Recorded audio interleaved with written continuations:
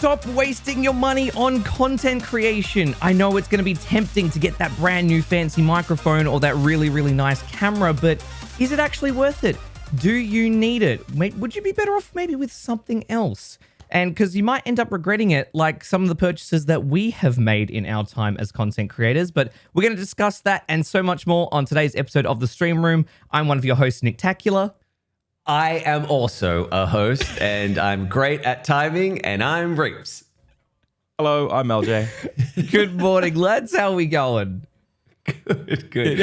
I'm just gonna cut that so I come in instantly. They'll be none the wiser. No. And this, you'll have to cut this as well then for the explanation. So Okay, otherwise, Nick, just start again. And we'll go for broke. Yeah. whole new take. Technical difficulties music. But I like it. Reapz is not only making himself a two-take Jake, he's also making you a two-take. What I know, is yeah, this? forcing Listen, me. I need to throw people under the bus with me. Come down into the depths of two-take Jakeisms. That's where I am. Or maybe just lean into it more. Maybe just like freeze frame the start of it and just like have it just keep going. I'll just put my mouth over your mouth talking. It'll be great. It'll be good. Boys, another week.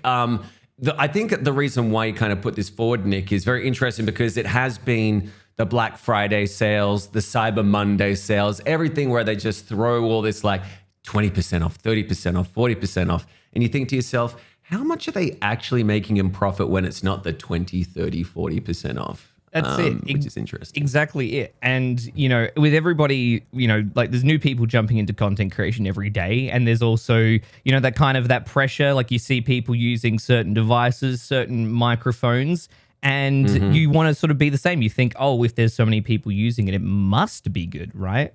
But that's not always the case. And while it may be good, like this microphone is a good microphone in its own right, it also is quite expensive. And you could also get away with using stuff that's a lot less. So we're going to jump into all of that and talk about some of the things that we've bought in our time as content creators that we, you know, absolutely swear by, that we really love, and that was actually worth the money. But also some things that maybe we bought that just turned out to just suck or just, you know, wasn't really worth it at the end of the day. And then also later on, we're going to talk about things that we would like to get as well, or things that we wish would exist to make our lives as content creators that little bit easier. But I've got some interesting news to touch on for you guys today. The first thing is that Discord is testing clips with screen shares. So when you're in a call with people, like we are now, right? And you're screen sharing, they're introducing a clip button that is in beta. that sounds like a great way to have personal information leaked. That's awesome. Yeah, I'm not sure I'd want to clip a private. Well, I would say it's a private call in most situations when you do a Discord call, but maybe I'm wrong. I'm assuming it's for like the DJs because there's a bunch of people who were streamers and they couldn't like do music after the DMCA stuff kicked off, aka they weren't allowed to do what they were doing originally. Yeah. And what they did was they moved to Discord servers. And so now they post on TikTok and like shorts, build these huge communities, send them all to a Discord, and then they host like paid DJ sets. Oh, like the so there's a bunch of movie nights. nights. Streamers like that. Yeah. How do you feel about those movie nights? I've never done one. Kind of weird. I've never done one either because I think it's a little bit uncomfortable to sit in a call with 30 people who are supposed to be like viewers or fans and watch a movie together. It feels odd to do it in the Discord. I get doing it on the stream. Mm-hmm. The Discord feels like a whole nother level. It feels odd to me. To me, it's like, because, you've got the watch parties and they're definitely not the greatest. They can easily improve on that on Twitch. But yeah, you're right. Like I did a watch party on Twitch for the content because you're with a group full of people. You're watching the same thing. It's readily available. But in Discord, I just feel like, why wouldn't I stream this? I'm guessing it's because the reason they don't is the movies they're watching may be DMCA ! Not for it. So how do you feel about that in general? That's a really good question. Do you feel these movie nights, when it is you're sharing with 30 other people and you are sharing DMCA stuff, is it kind of like people turn a blind eye to it, or is it something that can come up in the future? It is against DMCA, and some Discord servers have been shut down because they did that. Yeah.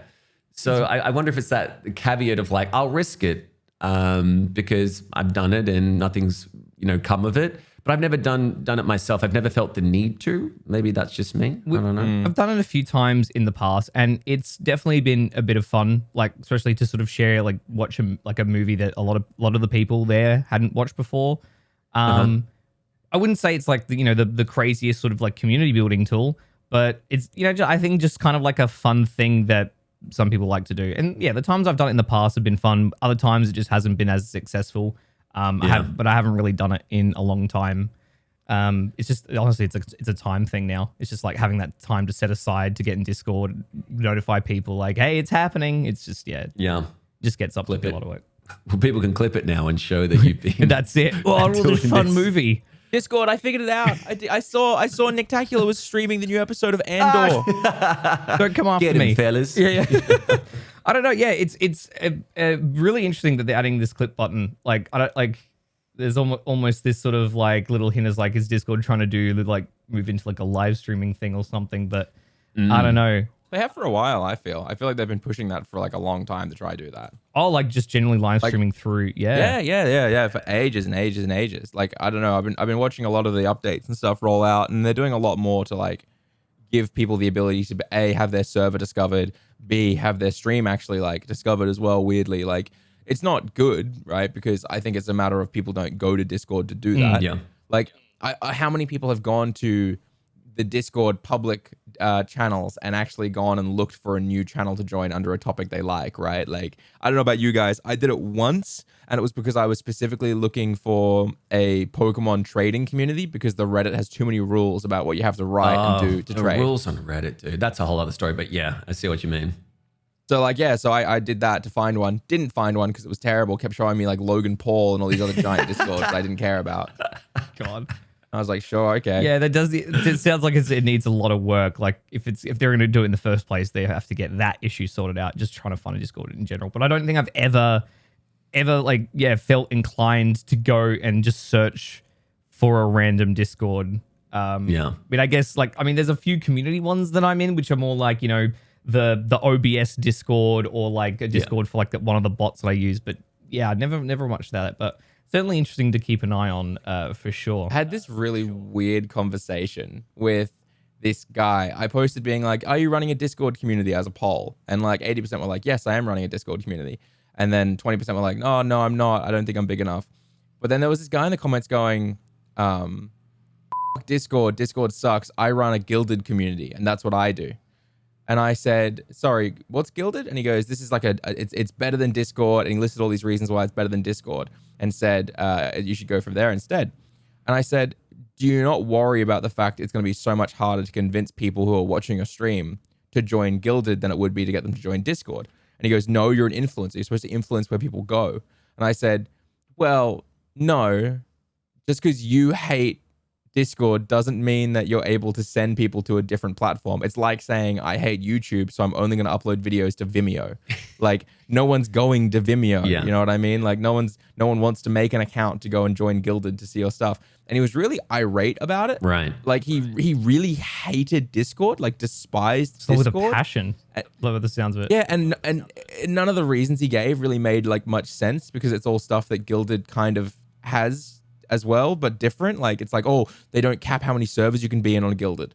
It's like, is that really a problem? Are you in over 200 servers or something? Like, what's the problem there? I don't know why you're in so many. But yeah, he was like, you clearly must not be a very good influencer if you can't influence people to make an account and join Gilded. And I was like, does he work for Gilded? Is I this think his maybe that's what it was. Yeah. Maybe he works for Gilded. Yeah, I'd heard of. It feels weird though. People are like very strange about. Yeah, I don't know. Yeah, to like, I mean, I get that you might like something better, but to just be so like gung ho about it and then just impose that on someone else, that's a lot. But doesn't that go against like what we were saying of like, you may love YouTube, but it's like if you don't do stuff on TikTok or other, platforms, it's kind of like, why are you trying to get people to just go to the one place when you can obviously diversify and just put it on all different sites? Like, why you have to be like, you have to come to this one? Just have both. Like, why can't you have a Gilded and I don't know. Well, yeah. I think in Gilded and Discord's case, you are splitting your community though, which is an issue. Okay. Whereas on the other platforms, it's kind of like, make a bunch of stuff on YouTube, make a bunch of stuff on Twitch. You're not splitting your community. It's different content, different platforms. Sure. But Discord is literally like, Discord and Gilded, you're like literally having to make the same post across both things to probably, and let's be real, everyone who's in Gilded probably has a Discord. Yeah. Right? Yeah. Like, why bother splitting the work, you know? Yeah. Unless you really hate Discord. Apparently Delete my so, Discord I mean, account. I'm never going ever again. they heard about the clip feature and they're like, never. dare. I need my nights. I heard about Gilded ages ago, and a friend of mine, he was like kind of quite keen on it, and then like about a few months later, he just kind of moved away from it because it's the same issue where it's like getting people to make the account and move over. They're just not going to do it. Everyone's used to Discord. We like it. Yep. No one's going to move up. It's like people telling everyone we're going to move to Hive. I know everyone's reserving their Hive name, and I get I'm like a week old talking about this, but if I see the word Hive one more time on Twitter, I'm going to blow my entire Twitter account out of the water. Not because I want to move to Hive or because I'm worried about anything. It's because I can't stand this concept. And people are like, Hive's going to be the amazing next alternative. You dense motherfucker. It's just Hover. You're just all a bunch of small streamers on Hive. No viewers are moving over. I'm sorry. Like, legitimately, they're all saying, like, this is going to be the next big thing. Dude, no, it's not. All right. What do you expect all these people who use Twitter every single day are going to go, I'm going to go follow my favorite streamer over there. None of the giant ones are doing it, and even then they won't. This is fucking YouTube Vimeo debate again. I swear, I'm so tired of hearing the word Hive. If I hear Hive one more time, you can go buzz and yourself. I swear. I can't, dude. I can't. So like the thing is, people thinking Twitter's going to disappear. It's not. Spoiler alert. It's not going anywhere. No. Secondly, you are so right in that statement, Eljay, and I'm going to tell you why. So I've made an account and I've been on there a little bit, and a friend of mine made an account on like it was like the first or second day where like the big like kind of push and the hype around Hive happened. And in their thing, in their message, in their post, they were like, oh, "If you're a streamer or content creator, like and repost this because I want to meet some new people on the platform." It has just that post has blown up on Hive, like using the hashtag streamer and content creator, whatever. And it's literally just a bunch of small streamer people retweeting and reposting and liking. And so it literally proves the point. Well, that's the thing. I would rather post all of my potential tweets to YouTube community posts before I make a Hive account. Okay, like legitimately, I will never make a Hive account. I don't care if Hive ends up being the next big thing. This is the hill I will fucking die on. Okay. I swear to God. I legitimately... And I just want to say, by the way, also, if we're talking about Hover is dead now, so I can say this loud and proud rather than having to pretend like I don't want to upset people. Go yourself, Hover. I said Hover was 2 years ago or whatever it was when they first reached out to me and offered me bucket loads of cash to promote them. And I said, no, where are your viewers coming from? And they couldn't tell me because it's all small streamers, market, pyramid scheming themselves. And I said, no, I'm good. Everyone jumped on that bandwagon or joined that social media account. And then it was so scammy that like people who never even posted were somehow number 1, 2, and 3. Spoiler, it's because they were partnered and were promoting it on the Twitter and like that, right? And I called it out over and over and over again. I had people ask me. I called it out over and over and over again. And you know what? Now that it's dead, all those people who got paid, suddenly they're all calling it out, okay? Oh, what, it's dead now? They're not paying anymore, so you're talking shit? This is, dude, okay. Fuck Hive, Hover. I didn't know about Hover. I'm glad it's dead. So like, it's just people aren't using it anymore. No one's using it because no one grew from it. Only the 4 or 5 people who were partnered and pushed to the top grew from it. Like it was the most. If you guys don't know, let me give you the quick rundown of Hover. Hover was designed to give Twitch discoverability by making a whole new social app where you'd upload your clips. Oh, that's right. But if you spent more time on the platform watching people's clips, your clips get promoted more. It was literally a watch to grow system that didn't work because giant creators just boomed themselves up to the top by having people watch them. And the biggest problem was the fact that it was so ridiculously unfair. They had people paid and partnered who would get massive promotion right to the top, even if they weren't on there watching, even if their clips weren't very good because they were partnered and being pushed to the top. And you can't pretend like that's not true because even Nutty said, I never once uploaded, but I was in the top 10 and showed a screenshot of it. And he's talking about it now, which is fair. He only did one partnered thing. And then I think he heard a rant and was like, oh, this isn't good. But legitimately, yeah. Cover, Hive. I'm not making more social media accounts. None of it matters. The only thing that matters is making good content. I'm sorry. You've talked about Hive. I don't know who brought it up, but I'm angry. I don't think you did. No, someone else brought it up. I'm angry. I did do the thing, obviously, like most people, and I just reserved my name on it. I have yet to post on it. But I do think it's like obviously good that there are different variations out there. I don't think obviously anything's going to overtake Twitter anytime soon, even though there is all this backlash, recency bias type stuff. I'm currently on hover.gg. I looked up hover.com and apparently that isn't a thing. That's not it. Yeah, hover.gg is the one. And I don't, like even just looking at it right now, I don't know what's happening. I think... Well, you can't, you can't also do it on the website. Oh, they don't. You got to be like logged in on the website and make an account and stuff like that, which I'm not gonna do. No. And like it's just terrible. It's terrible. It's desperation. Dude, I swear to God, I went to Hover, right? And they've got 3 tabs at the top. It's like preview something else and live. I clicked on live and then a pop-up came saying, please make an account. I then hit the X on make an account and it put me back to the Google search page. That just happened to me too. Yeah. It just kicked us off the website. You want to make an account? Like, get out. Here. Literally, they're like, get out. Oh my God. Dude, okay. I wanted to make a video about Hover, like when it first dropped, being like, this is literally like preying on small streamers' desperation and follow for follow with extra steps, right? And I have all these like apps that used to do the same thing for photographers, right? Because people know I come from a video and photography background. And there was these things called Guru Shots, where you'd upload your photos to Guru Shots as like an Instagram style app, and you would like other people's photos, and the more you liked, the more they would promote your stuff. And then after everyone was really hooked on it, they brought in paid functions, right? And then they also made it so there were partner people who pushed to the top. It literally was the exact same fucking system that Hover used.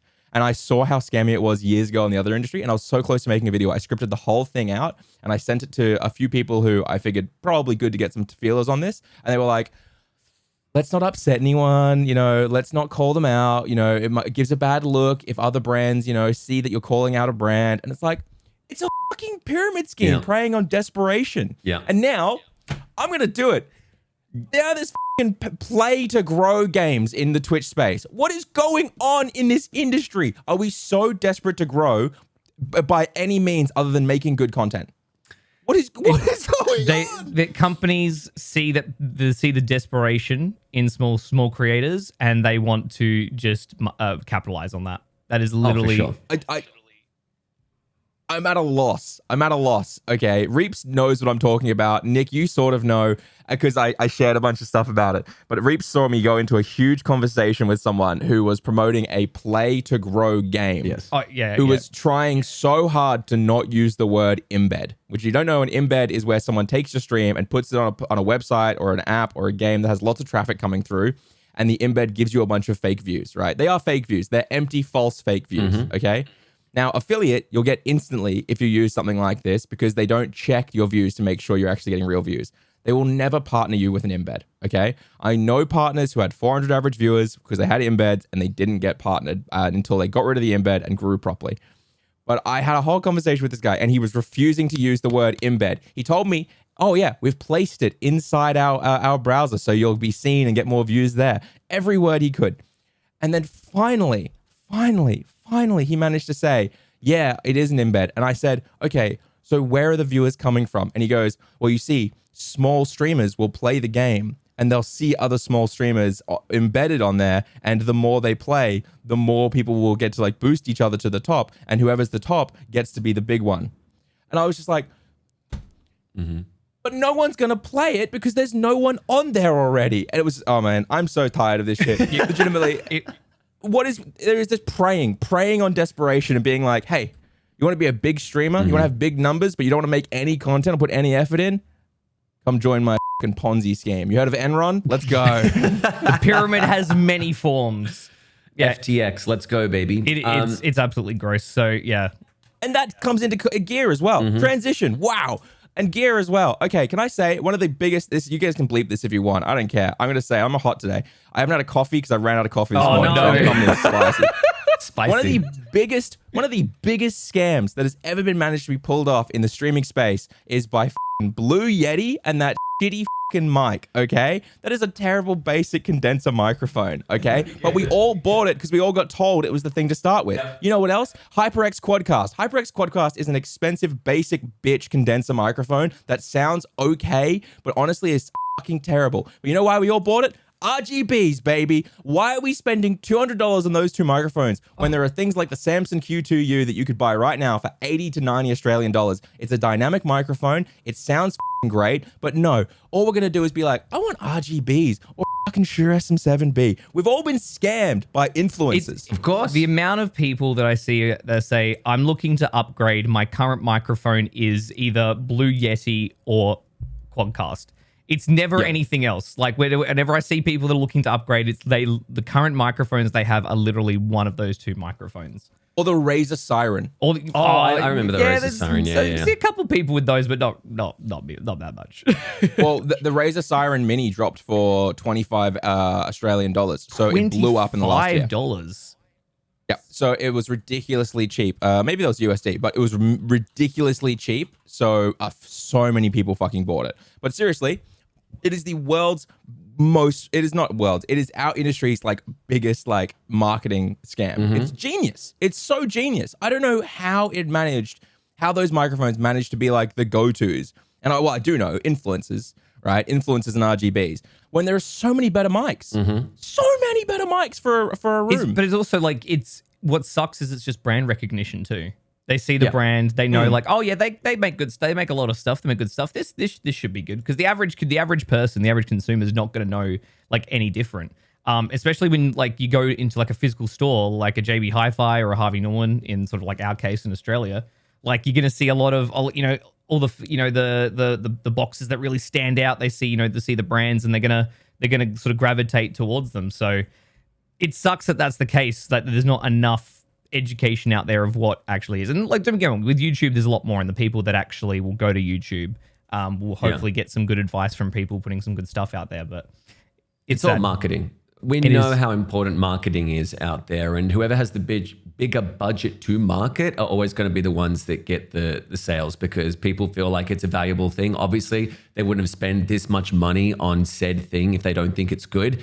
And it's like when you just put a name on something, like if you get a t-shirt and put Gucci on it, right? That's ups the value by however many percent, even though it's made out of 100% cotton type thing. It's just you're buying it for the label. And I think that we all fall into that trap, especially when you're starting out. Like when it comes to streaming, as you said, Nick, like you just know the big brands, they must be good. This streamer uses it. They've got this like fridge in the background saying G Fuel or Monster, so I got to drink that as well. Like there's all this like marketing, advert that you don't really realize. You're just like, oh, that's cool. But then when you actually have it, you're like, I thought this would have been a little bit better.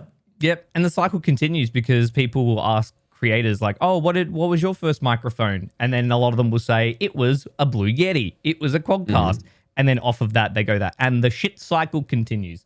What were your first microphones in general? In general, like 8 years ago when I started to film or when I streamed? I'm curious now. Both.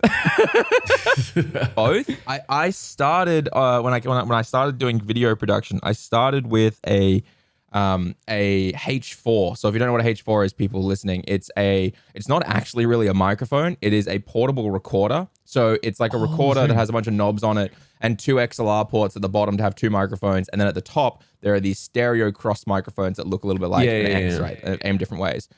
Honestly, I probably have it right behind me if I turned around. But essentially, I actually started with that. And what I would do is I would hit record on my camera. I was using an A7S, which is legitimately behind me on the shelf. That I used for like 9 years until I got this one. And I would hit record on both of them, put it nice and close to the person, right? Like on like a stand and stuff like that.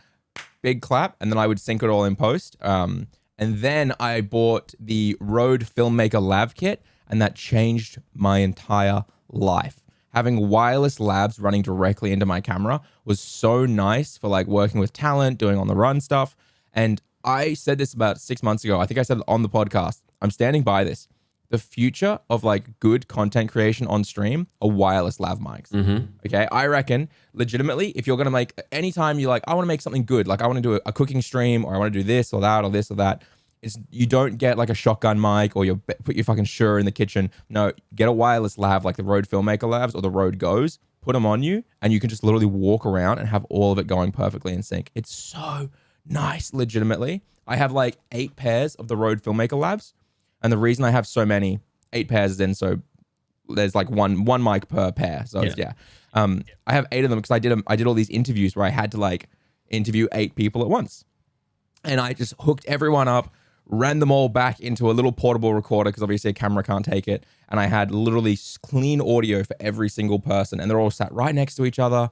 It was so were good. those the road links that we used at PAX? The pair that I brought down to PAX and we used was the very first pair I ever owned. Wow, there you go. I still have it and they still work this many years later. And they only cost like $300 and $400. I still got my makes really good Filmmaker, stuff. labs. They're so good. The Filmmaker labs as well. Yeah. They're literally Hold on, like let me see if I've got broken. the box.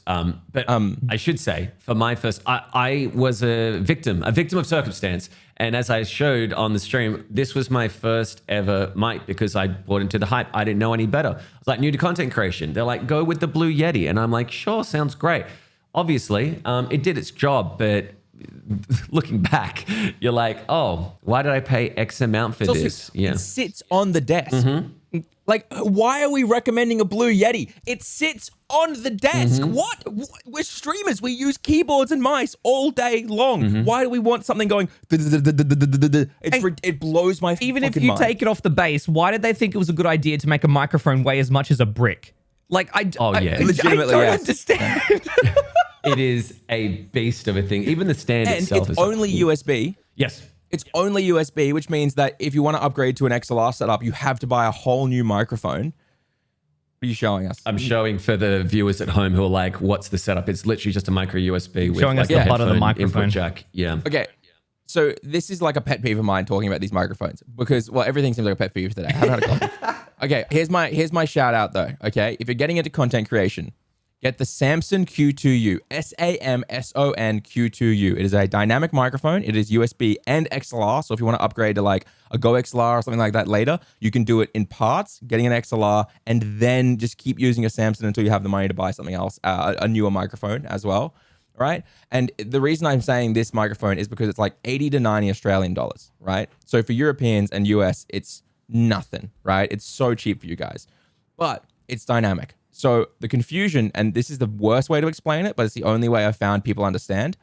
Condenser microphones, super, super sensitive because they are always picking up sound. All the time, they're always on because there's like an electrical current running through it, right? They give you much more natural sound and they sound good, right?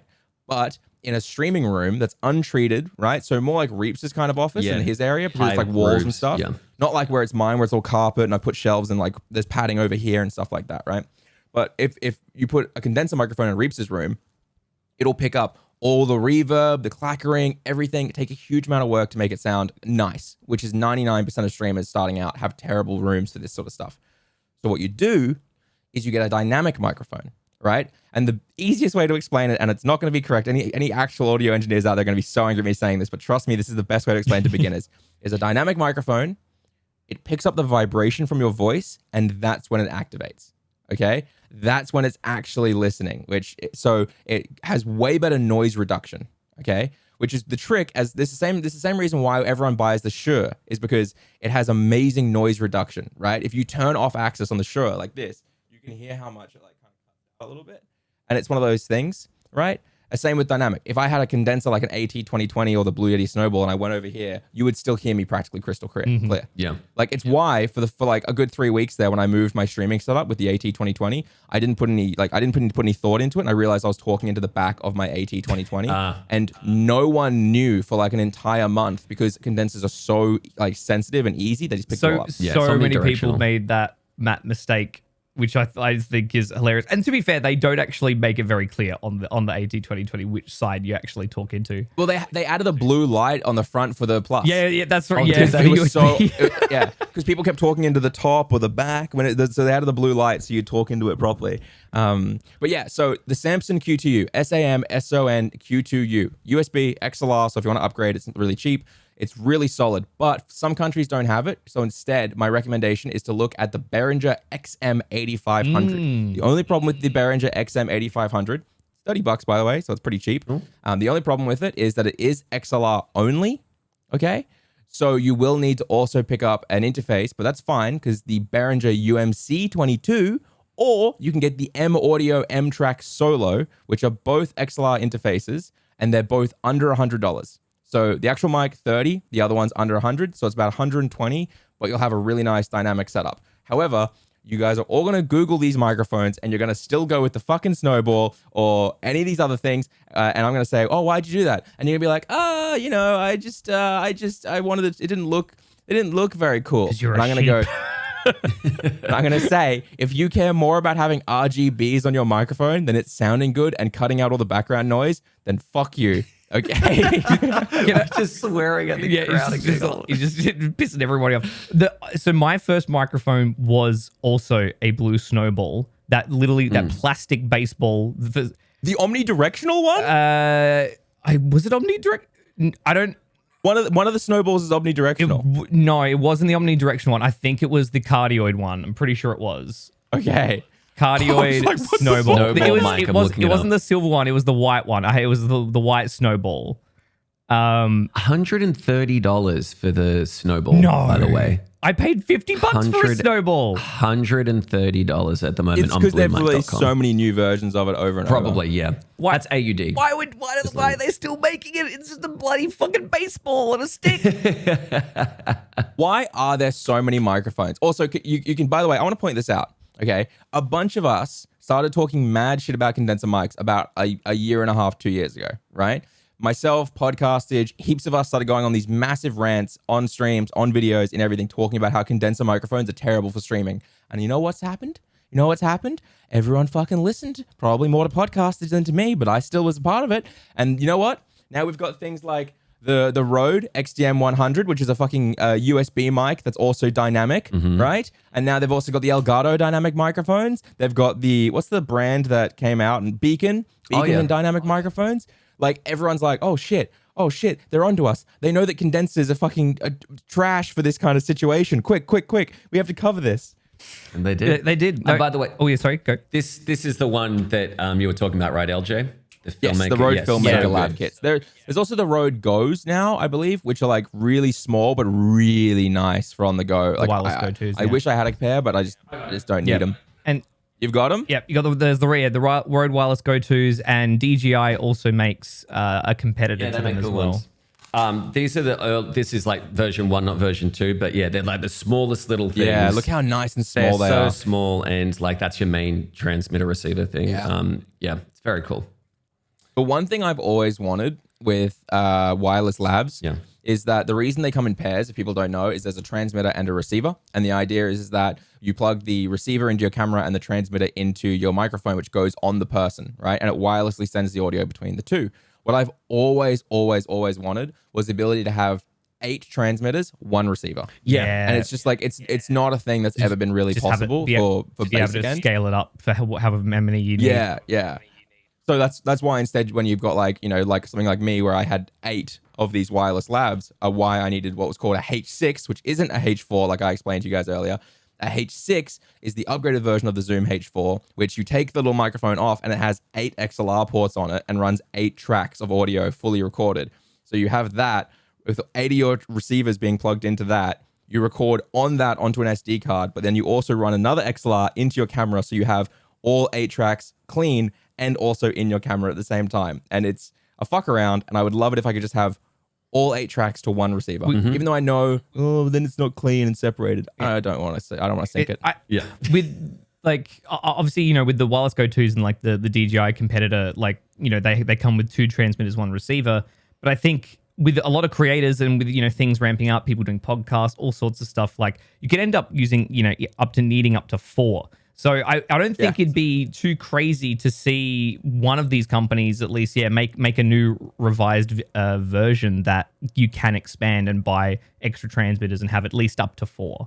Like that doesn't seem like it'd be too far fetched. But like this, but yeah, for my first bike, the Snowball was it, and then this leads into something that I regretted buying when I first started. So when I upgraded from USB, and I had seen a few streamers using a Roland VT3. So way before the Go XLRs exist, this was a little XLR interface that it's Fuck, it's expensive. yeah. Well, I didn't pay that much for it. I got it quite cheap. These are all pre-owned and they're $500, $600. Oof. I think I paid like $300 for it back in the day. So I don't know. Wow. Wait, is that the VT4s or 5s? Is that like VT3s. The Roland Voice transformer? VT3, Yeah. and it is $400 to $500. I was the little bright-eyed person being like, wow, they're manipulating their voice and doing cool stuff. I want to do that. So Everyone buying the Go XLR. Yeah. So I bought this VT3, and because it needed an XLR microphone, I bought an AT2020. AT2020 is one of the things that I bought that I actually loved and was a fantastic microphone that served me really well for many years. And I just happened to have a room that, just had a lot of stuff in it. So there wasn't a lot of echo bounce off. But the VT3 was something that, it was very much like a gimmick because the only thing it did was manipulate your voice. Otherwise, it was just a glorified XLR interface. So the Roland was definitely my regret that I bought back in the day. But the 2020 for me was something that I was really glad that I went with because I used that for like 3.5 years. Yeah. Was anything you bought sort of near the start that you guys regret, or that you bought and that turned out just suck? I got a few problems that I could probably point out, and I feel like they're hot takes, but let me explain. All right. The Stream Deck. Fantastic tool. Regret buying it so early. Okay. Because a Stream Deck is as good and as bad as the amount of energy and time you put into making it good. And I think that 90% of streamers do not need a Stream Deck, okay? Like, at the end of the day, most of you can figure it out using a few hotkeys on your keyboard. You're just changing scenes half the time. That's really it. For $230, which is what the Stream Deck Small, which if you don't know, I've got a Small here, which has all of my sound effects on it, such as, boxing gloves and farts and stuff. And then I've got my XLR that I use, and my extra large that I use, and that is all of my scenes and everything. Yeah, we have very similar setups. Yeah.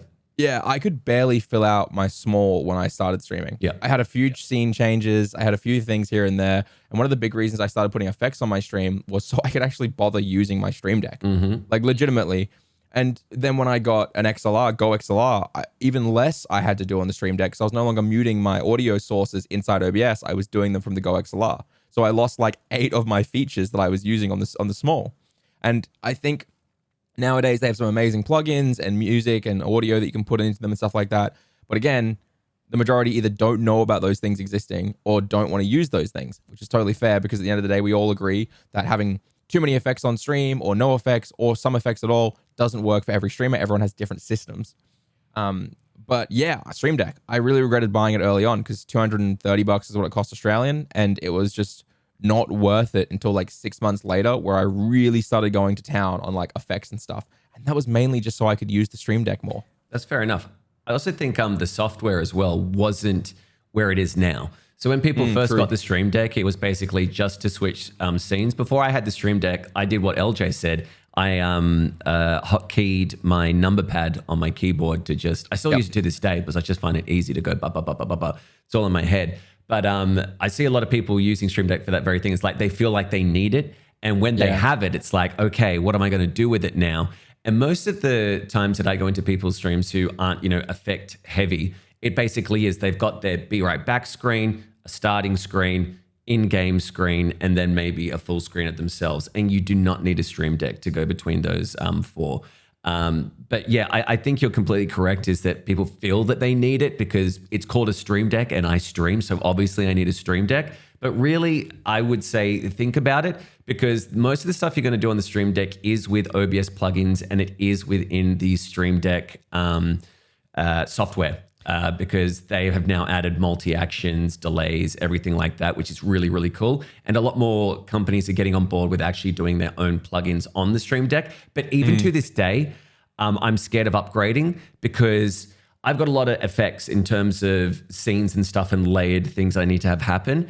And I follow an amazing streamer called In-Game Asylum, and he said he updated his Stream Deck and he had to redo all of it because they wiped out the sources, visibilities, and the scenes that he cut to with his multi-actions. So he had to rebuild it from scratch. And they haven't really instituted something where you can back it up and put it back on because if you do upgrade to the next software, it just doesn't have those protocols in place. So it is very, very finicky if you get it. And sometimes it doesn't fucking work, which annoys the shit out of me. Yeah, there's like just weird delays with the Stream Deck as well that I run into a lot.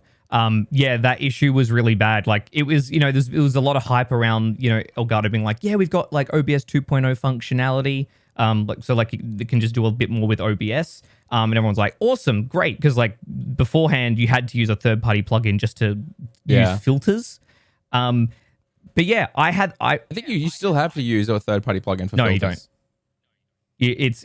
You don't no, at all? It's the new OBS thing. It was in that Stream Deck update that came out the 2 updates ago. It was their new. I'm still using webhooks for mine because I can't see any of that in my OBS. It's all updated. Well, I'm only on. Let me see which one Are you on?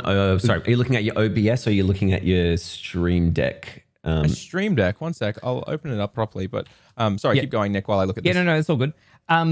So I ran into that problem. So I updated to that new update, and this was a bug that affected a lot of people. It didn't affect everybody, but affected a large majority. Where any buttons that you had with sources that linked up to OBS and things like that, the new update essentially just broke everything, and so I had to remake every single button to work with it. Can I ask a question? Yeah. Because I've not updated. So the current software version that I'm on with the Stream Deck is 5.3.3, whatever it is. So the recent one is 6.1 dot whatever. Have they fixed it? If I upgrade, will it still break it, or should I just? It will break it. It's not that they haven't fixed it. It's just an issue with how it works. So I've added the filter to my Stream Deck from OBS. I've clicked to turn it on, and it's not doing anything at all. There's an issue that's currently that I was told by Elgato support that this will be fixed on the next public update, because I was in talks with support because I was having this issue, and many other people they know about it. When your computer boots up, the Stream Deck software automatically boots up, right, on startup. When you open OBS, the Stream Deck OBS stuff doesn't fully link up with OBS.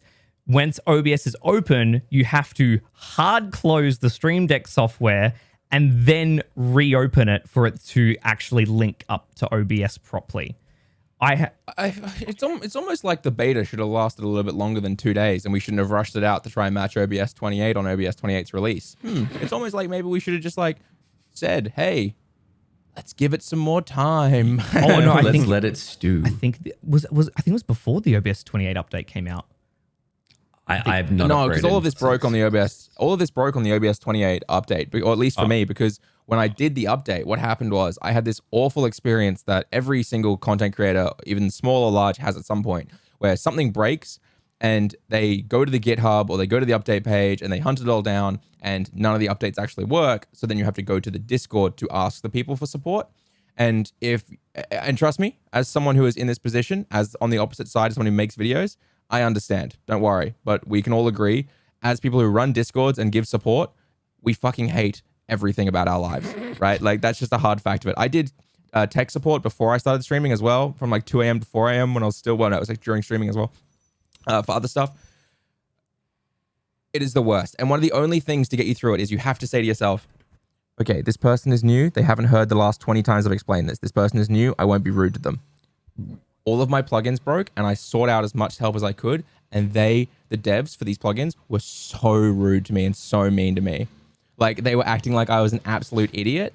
They went through this whole thing about calling me an idiot. So I had to go on this journey to find this stuff. And all of the devs were so angry and rude to me about these questions. And they would just be like, it clearly says on the website to do this. It says on my thing to do this. It says on that to do this. And says use this, use this, use this. And I had to very politely be like, well, I appreciate your help.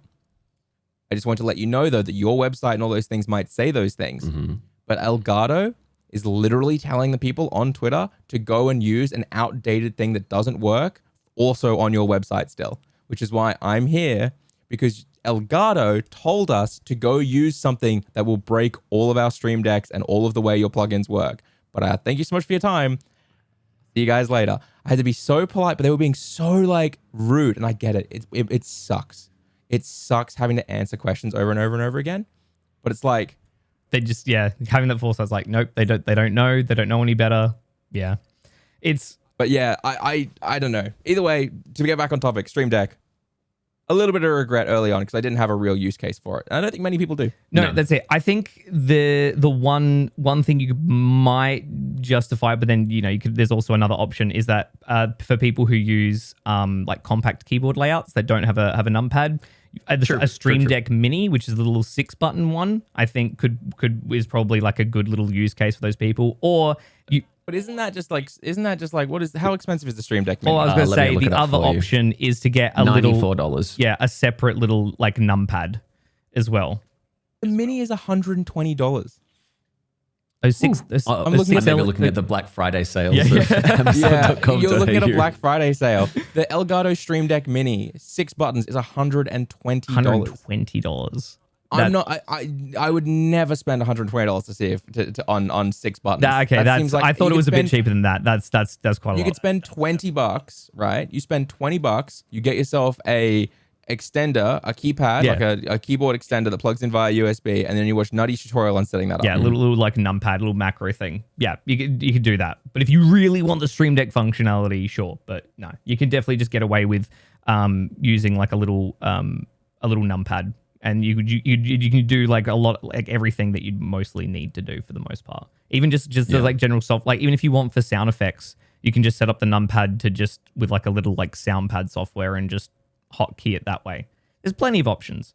But another thing, but like if moving on to things, so we've talked a lot about stuff about that we bought sort of near the start of our content creation journeys, but obviously many years have passed. A lot of time has passed since then. One thing that I genuinely was glad that I bought because of all the use I've got out of it was my GH5. So when I wanted to upgrade to a good quality camera, I went with this one, and I've used that obviously as my A cam for a long time now, but also for anything that I've recorded like externally, like or taking it away from my desk setup. I've used the GH5 for all of that, and it has been a great camera that I really enjoy. And that was definitely a purchase that I was very happy with. Are there any things that you guys bought that you were really happy that you have bought in the past towards the current day? Can I ask a question first? Yeah. Why did you end up going for the GH5 when you could go with, say, like a Sony A6000 back in the day? Because that would have been cheaper by like a good like $800, $900, and it gives almost this. Actually, it gives the same resolutions, especially for streaming. I really just wanted 4K 60, and that was one. Probably it was the closest thing. Like apart from like a GoPro Hero 11. The GH5 is the cheapest thing that can do 4K 60, because I do a lot of like. Can I ask, what was the use case for needing 4K 60 for streaming? So you're gonna think this is dumb, and I completely acknowledge it, but I just do a lot of like close up, like face up zooms and things like that, and I just wanted it to be nice and crispy for all the zooms that I was doing. That's fair. No, that's okay. That's the same reason. That's the same reason I have the A7 III, but also the A7 III I bought because I use it outside of streaming. But no, I just wanted to know, because that's one of those things. Like I see a lot of people these days, new creators be like, "Hey, I want to upgrade to an actual camera," right?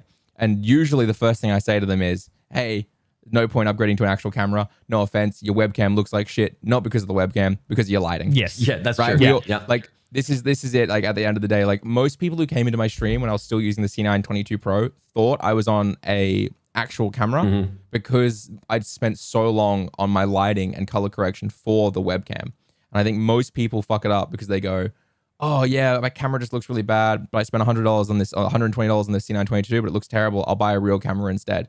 And it's like, mate, you're still using $25 USB lights that you like. That's not how it works, right? I could make a C922 look better than anyone with an A7 III if they didn't have lights for it.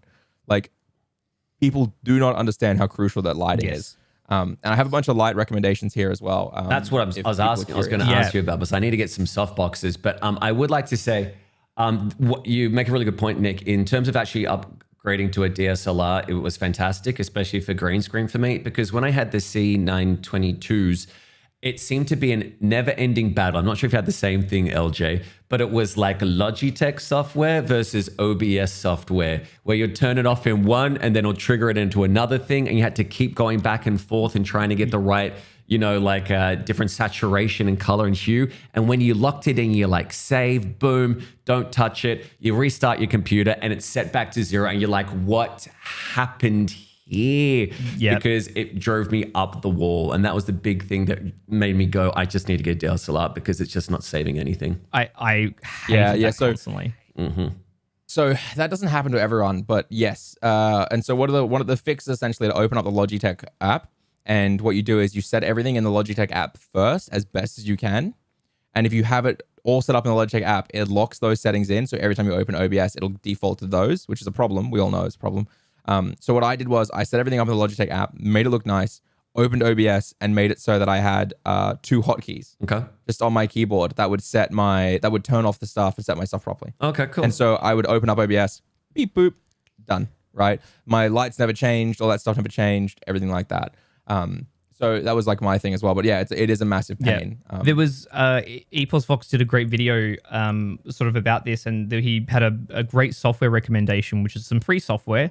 It's called Camooz, CAMOOZ, and is essentially a software that sort of you can set all your webcam settings in that and save it as a profile. So that when you start up your computer and you just boot up the software, load the profile, and your webcam settings are exactly as they were. And you can even get it to auto start, so it auto loads that profile as well. So that's what I've been using for when I've had my little side cam, which is webcam over here.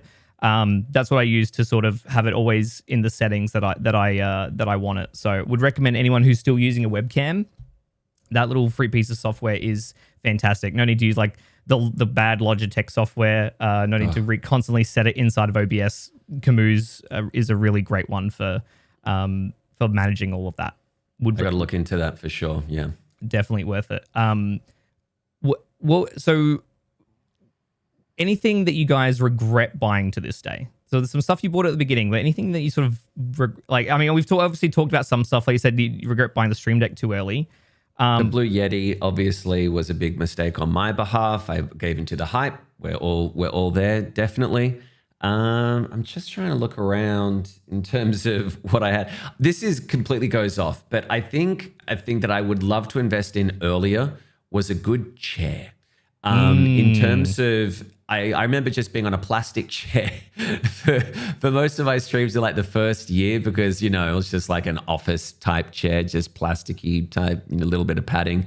And it just screwed me up in terms of I really wish that I invested in an ergonomic chair because if you are going to be doing this for a lot of time a week and you are going to be sitting a lot, please look after yourself because Lord knows you just fuck yourself up. You fuck your back up. You just your posture becomes all hunched over and stuff. And I feel the better you can look after yourself. It's kind of investing in a good bed or a mattress.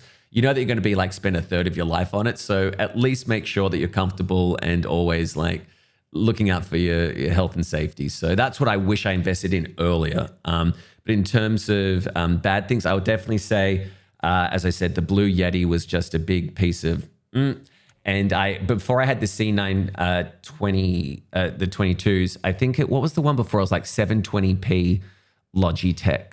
That was the C920 by itself. Was it the C920 by itself? I had that and it was great, for what it was. But I think a lot of people look at it and go, oh, webcams, I should just invest immediately in a DSLR. And definitely if you've done it for a while, but do not spend hundreds and hundreds of dollars on a camera if you are taking it up as a hobby straight off the bat.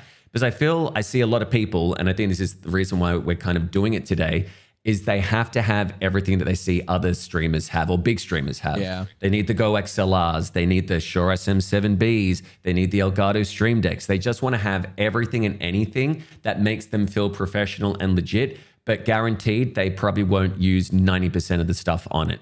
My ranking would be sort yourself out good audio, right? So make sure you have good audio first. Not like me where I have my window open right now so you can hear everything in the background. Get yourself good audio. Then get yourself a webcam that I would say is probably a good base is the Logitech C922 Pro. Yep. Okay. I know people are going to be like, oh, but what about the Elgato or the Razer stuff? I've used them. They're fine. It's the software that comes with them that makes them good. I'm fine with the C922 Pro. I think it works. I think it's $120 cheaper as well than the others. Okay. But the reason I say get that webcam because it's cheaper is because you're going to want to get yourself some lights. Now, I currently am using the Elgato key lights. However, I don't think they're worth the price by 100%. any means. In fact, I actually think nobody should buy them. I bought them because I was testing them for a video and because I'm a lazy piece of shit who didn't want another remote on my desk. Yeah. Okay. So I had all of these background lights when I first started were all remote controlled. They weren't Hue lights, which is controlled from a phone. So I had all of these extra remotes everywhere that I'd be like, oh, here you go, another one. And so I'd have to turn them all on, which is fine, right? But when I had a decent income coming in, I bought these so I can control them with one click on my computer or my phone. Yep. You don't need to, though. They're so expensive. Instead, I would recommend what's called the Dazzne, Dazzne D50 LED panels. Okay. Let me get the exact pricing for you because I have them here. For about, I think it's 150. Okay. The newer, sorry, is what I'm talking about Yes, right now, yeah. I should say. So there's the newer 2-piece bicolor kit, okay? So it's 2 LED lights, okay? They're by newer. There's 660 LEDs in them. They are really, really nice color science, and I think they're around $200. Like, that's not even a joke. They're legitimately... You need to link So this to cheap. me because I But need for this. two. Yeah. For 2. So these aren't soft boxes. These are just nice little lights Yeah. you can sit up behind yourselves. But yeah, I'm looking at it now.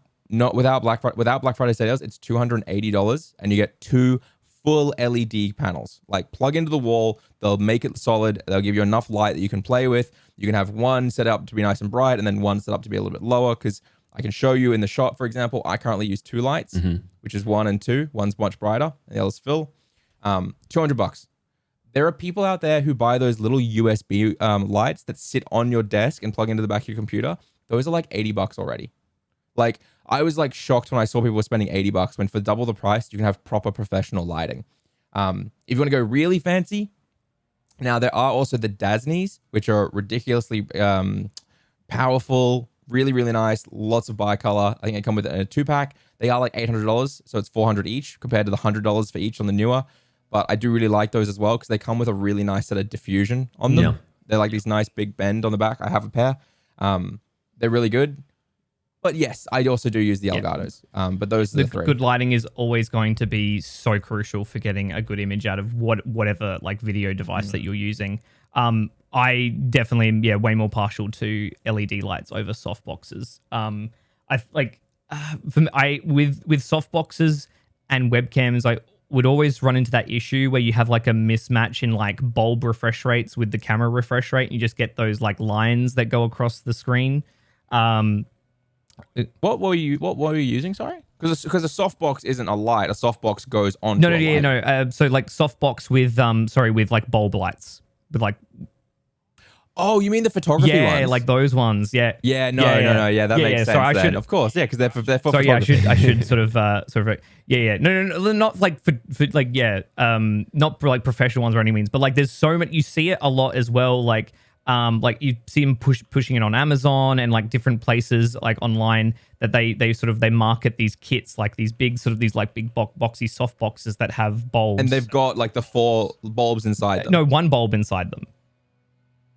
Yeah. But really, one light. Okay. There's a lot of they're very budget stuff. Because when back when I started, I didn't really sort of know as much. So I got this like kit that came with these two softbox lights. They just had a bulb in each, and it came with like some green screen padding behind me, and I used that. But like the moment you would like change the the gain or the exposure in the webcam, which is tied to the shutter speed. So you change the shutter speed and you get the rolling shutter lines.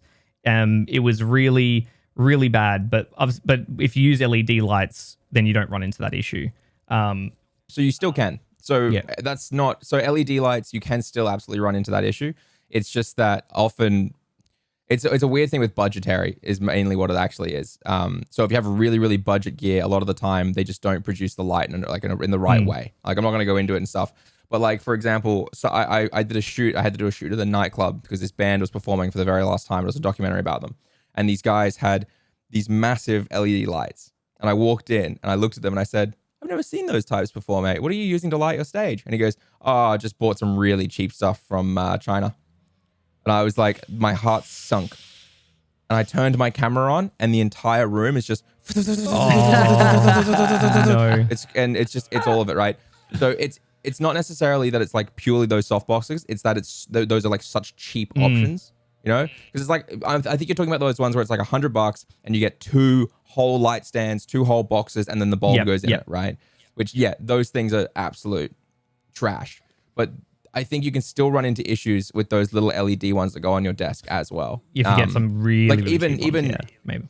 Even some of these hue bulbs, sometimes if they're at low brightness, you can actually also see a bunch of the shifting in them, just because of the way it works and the way these things run. But essentially, the biggest rule of thumb is to just use manual as well. Like get decent quality light, like those Newers I mentioned, or the Elgatos, and then set all of your settings manually, right? Because a lot of the rolling shutter can also come from just the fact that you've got your settings set wrong. Yeah. Like I think a lot of people don't realize it, but often they've got their shutter speed way too high. And it's syncing up. It's like it's actually legitimately syncing up with the refresh rate of the light, which is what the rolling shutter is. And so one of the things that you want to do is, even with your Logitech C922s, is completely turn off all of your automatic settings, right? Drop your exposure to -5 usually, because that's like where the Logitech kind of sits naturally. And then light yourself with your actual lights properly and first, and then don't play with the rest of it, right? And make sure that your Logitech is set to the same FPS that would sync up properly and match where you're actually filming. So I've also seen issues where people will set their like frame rate and stuff like that on their cameras to, let's say, I don't know, what's a good example? They'll set it to 24 or 25, right?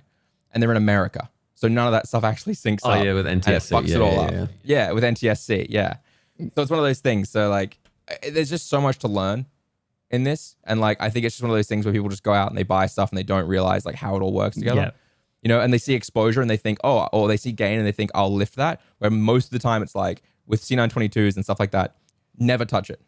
Like literally, like it's like never, ever touch it. Because all you're doing is digitally fucking your image. Yeah. Like you're taking it, putting it in a blender and digitally making it the worst possible That's the biggest pet peeve I had with webcams, was the fact that you would like you turn off the auto and then you would go to adjust that exposure thing, but it's tying to the shutter speed, and it's just absolutely just ruins everything. I never used it because I just lit myself. Like I'm a firm believer with those webcams. It's like, just you should never be touching any of the exposure, the gain, anything like that. The only thing you should be touching is the white balance, because the white balance inside the C922 will always default if you haven't got your Logitech app set up properly. So matching that to the light balance that you have on your lights as well. I see a lot of people, they're like, I don't know why I'm so like pale in my cam scene. I'm like, oh, what's your white balance? And they go, what, auto? I'm like, oh, what are your lights then? What are your actual lights white balance? And they'll go, I just turned them on. I'm like, I have to like explain white balance to them. And they're like, oh my God, I'm tan. And I'm like, yeah, motherfucker. What's going on? It's called read. Exactly. Read. You just spent $200 on lighting and then you spent fucking $1,500 on a camera and you've not Googled anything? Of course. Streamers, man. Because everything's plug and play, right? You shouldn't have to learn or do anything. I think that's a part of the big sells of like Elgato and stuff, is that they make it seem very intuitive for what it is, even though it's not. And I feel like with that little bit of experience, you can pay $100 less because you have the experience like Eljay and Nick have of obviously knowing this is the change. And like, I don't think people would know what, rolling shutter speed is, like they're just kind of like, oh, I just, as you said, plug and play and hope for the best. Well, I feel with like just a little bit of knowledge, you'll be like, oh, I'm paying $300 for something I could buy for $150 less. And all I've got to do is, change this one aspect. But people just want that name value that we talked about before. Well, that's my big take about the Samsung Q2U, right? Because I am tired of seeing people push the Elgato Waves. It's like, cool, yeah, whatever. I get it. The Elgato Waves are nice microphones technically. The majority of them are condenser, apart from the new one. But the way I look at it is like, why would I promote people to spend $200 to $300 on a condenser microphone, right? Just for the software. That's the big selling point. They go, you need this Wave software. Yeah. It's good. And yeah, it is good software. But I'll tell you what else is good software. A Samsung Q2U for half or even a quarter of the price, a third of the price, plugged into Voicemeeter. Literally, it's practically the same thing. It's a bit more finicky, but it'll save you $200 to $300. Yeah. Like it just blows me away to see all of that. And it's one of the things, right? It's like I'm testing out this is the EDM 100. EDX 100. Yeah. Yeah, it's one of them. But I'm testing this right now. Rode sent me this and I'm trying it out and it's really nice. Like it's really, really nice, and I really like it. And the software it comes with, I think, is really, really nice as well. But the problem is that for the price, I don't know if I could recommend it. It's dynamic, so that's sick, right? That's awesome. But it's like, can I recommend a microphone when I should instead recommend an $80 to $90 one? Yeah, sorry, XDM. You know? Yeah, I'm looking at here, $320 from DigiDirect for that microphone right there. Oh yeah. So that then you got to add the 20% DigiDirect tax. So actually, it's probably only like $290. No. They're actually. If you guys don't know, there's a brand called DigiDirect here in Australia, and you will buy from them, and just assume you're always spending 10 to 20% more. They're actually cheaper. Scorp Tech, PCK Skier, Umart, they've got them for $400. Oh, what is happening to the world? Legitimately. Oh, that is disgusting. $400 for that mic is the main. M-Wave got them for $400 as well. That's a lot. That's a lot of money. Granted, it is a really nice mic, and it took me maybe 5 minutes to set the entire thing up, including the software, and it sounded really clean. That's good. Like, I have it unplugged right now just because I didn't want the wires all over my desk during day stuff.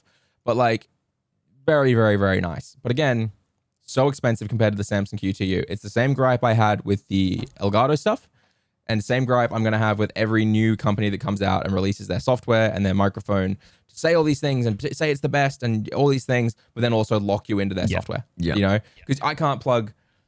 So the Rode has been nice enough to say that you can use their software with other microphones if you pay a yearly subscription, whereas Wave doesn't let you do that. You have to be using Elgato's gear, which is fine. I get it.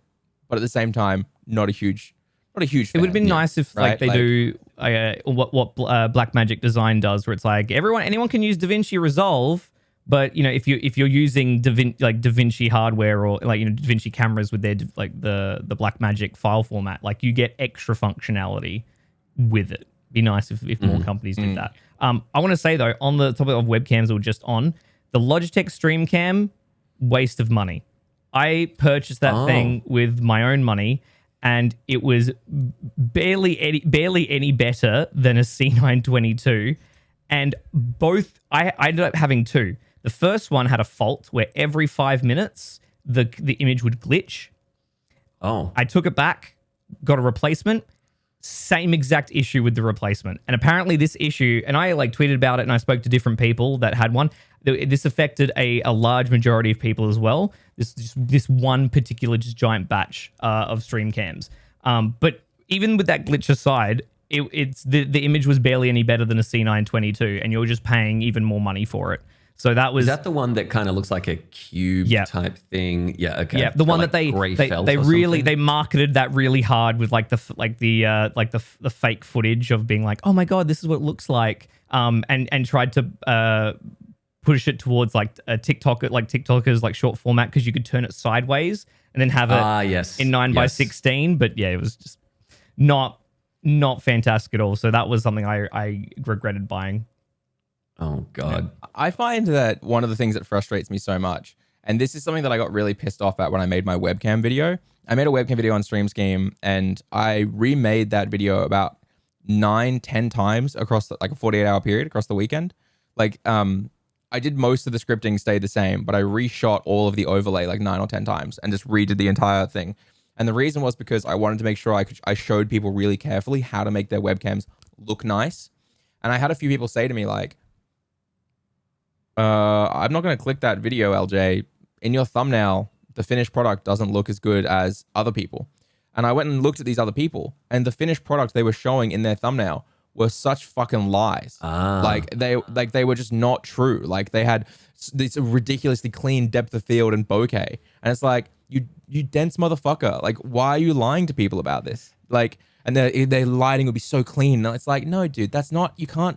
There are limitations. Yeah. You know what I mean? There are limitations. Shit me right off. The amount of times influencers will just be just scam so they get the sale, the affiliate click. It's funny because you talk about, Nick, the recent Logitech StreamCam, which is, I think, called StreamCam, that came out. And I remember seeing so many thumbnails of YouTube saying the only webcam you'll ever need rivals DSLR. And it was just of the StreamCam. So it's very interesting to see that it is just, again, all hype and no actual things to back it up. What LJ is just talking about with like them, these like other creators, using like a different camera for the thumbnails.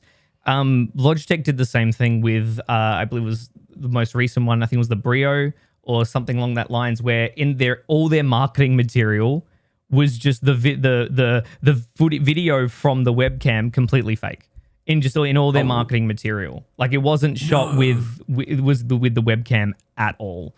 That should be like illegal, at least brought up so they're It is illegal. It's called false advertising, and it is illegal, and they get away with this shit. Legitimately, it's so annoying. It is so annoying. Yeah, it is. Dude. Or can I? You guys. I'm gonna say something, and you guys can cut this if you want. Sure. I'm gonna let you control it. Okay. Oh, jeez. Okay. If it cuts right now, then it means that these boys thought it was too bad. If it doesn't cut right now, then they feel like it's okay. I'm calling out every influencer in our space. Okay. I'm legitimately gonna do it. Stop promoting products as the next big thing when you know for your fucking self you will not use it. Okay. Or it's not as good as you say. I got sent the loop deck. I used it for a month. I tried to send it back. I didn't make a video on it. You know why? Because it is unintuitive. It is impossible to set up. And when you actually get it set up, it doesn't do as much as a Stream Deck does on a basic level. Legitimately, and it's also more expensive.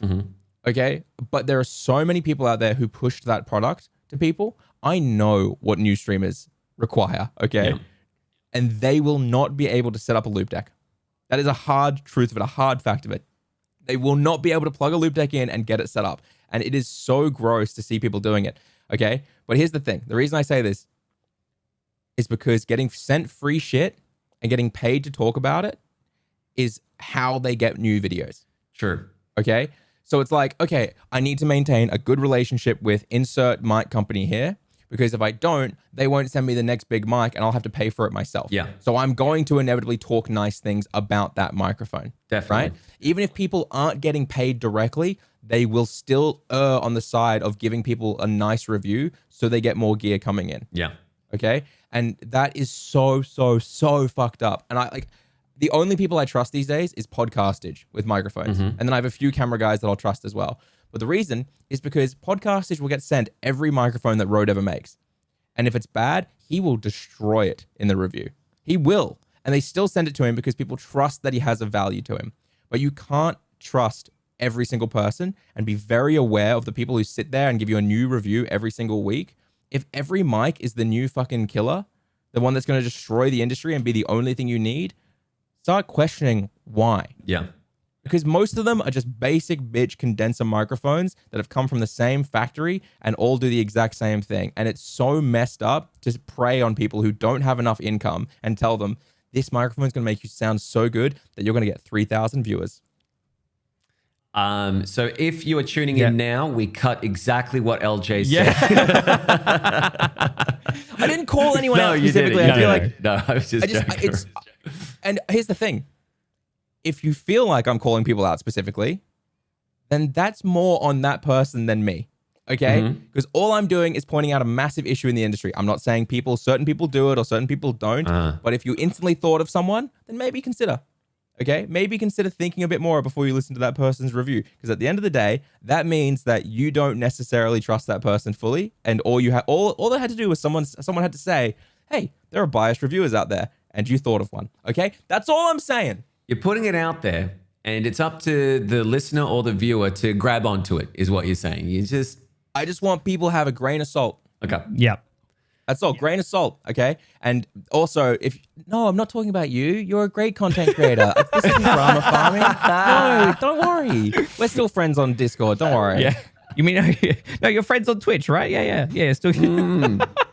Yeah. As long as you keep on subbing, I'm your friend. Yeah, exactly. Absolutely.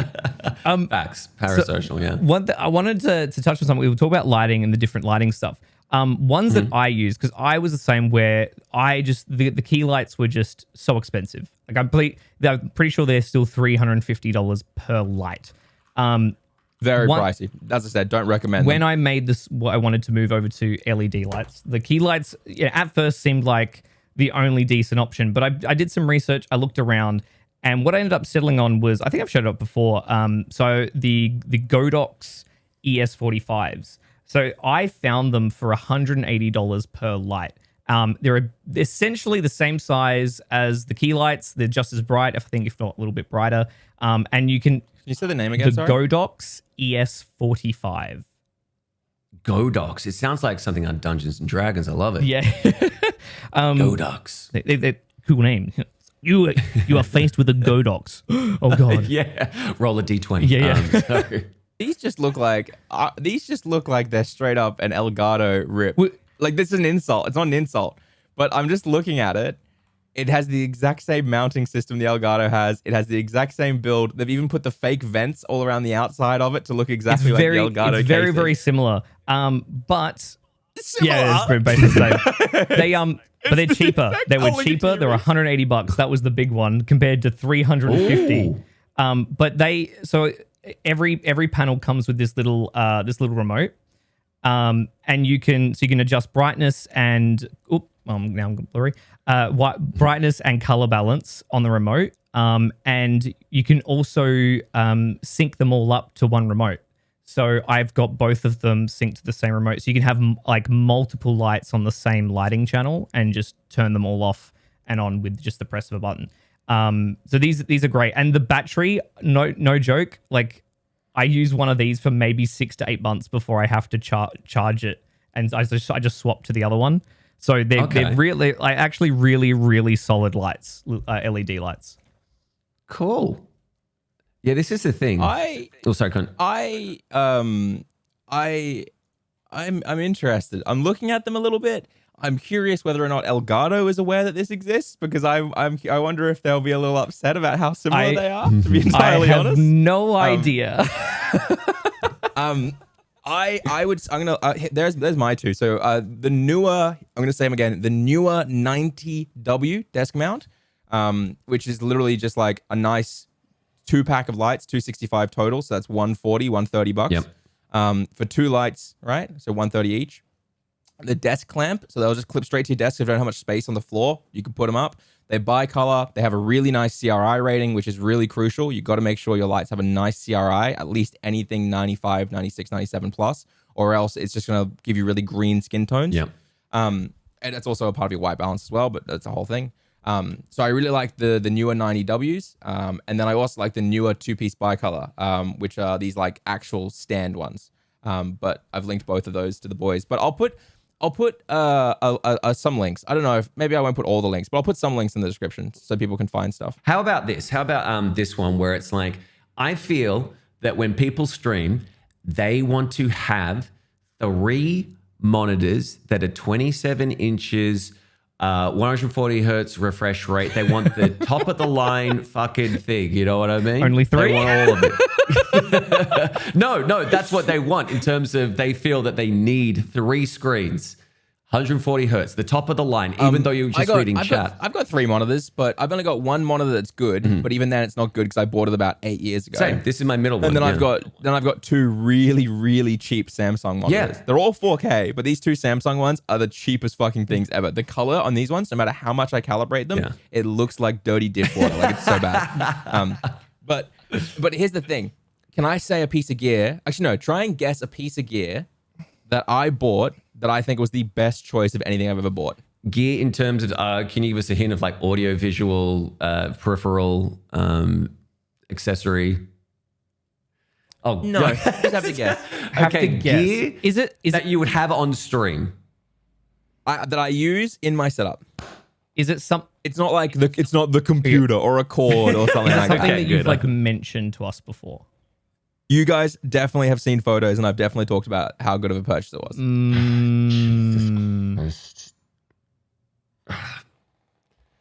Okay, we talked about lighting. Wouldn't be lighting. What is the best purchase that you've made, or one of the best purchases that you've made that you use in your setup? It's also not my Hue lights. As much as I love these, they are. Yeah, you've talked about lighting, so I thought it couldn't be that you would be like, this is the best purchase I've ever made. Was it your teleprompter? No, that's a good purchase, but I was doing just fine without it. Oh, this is.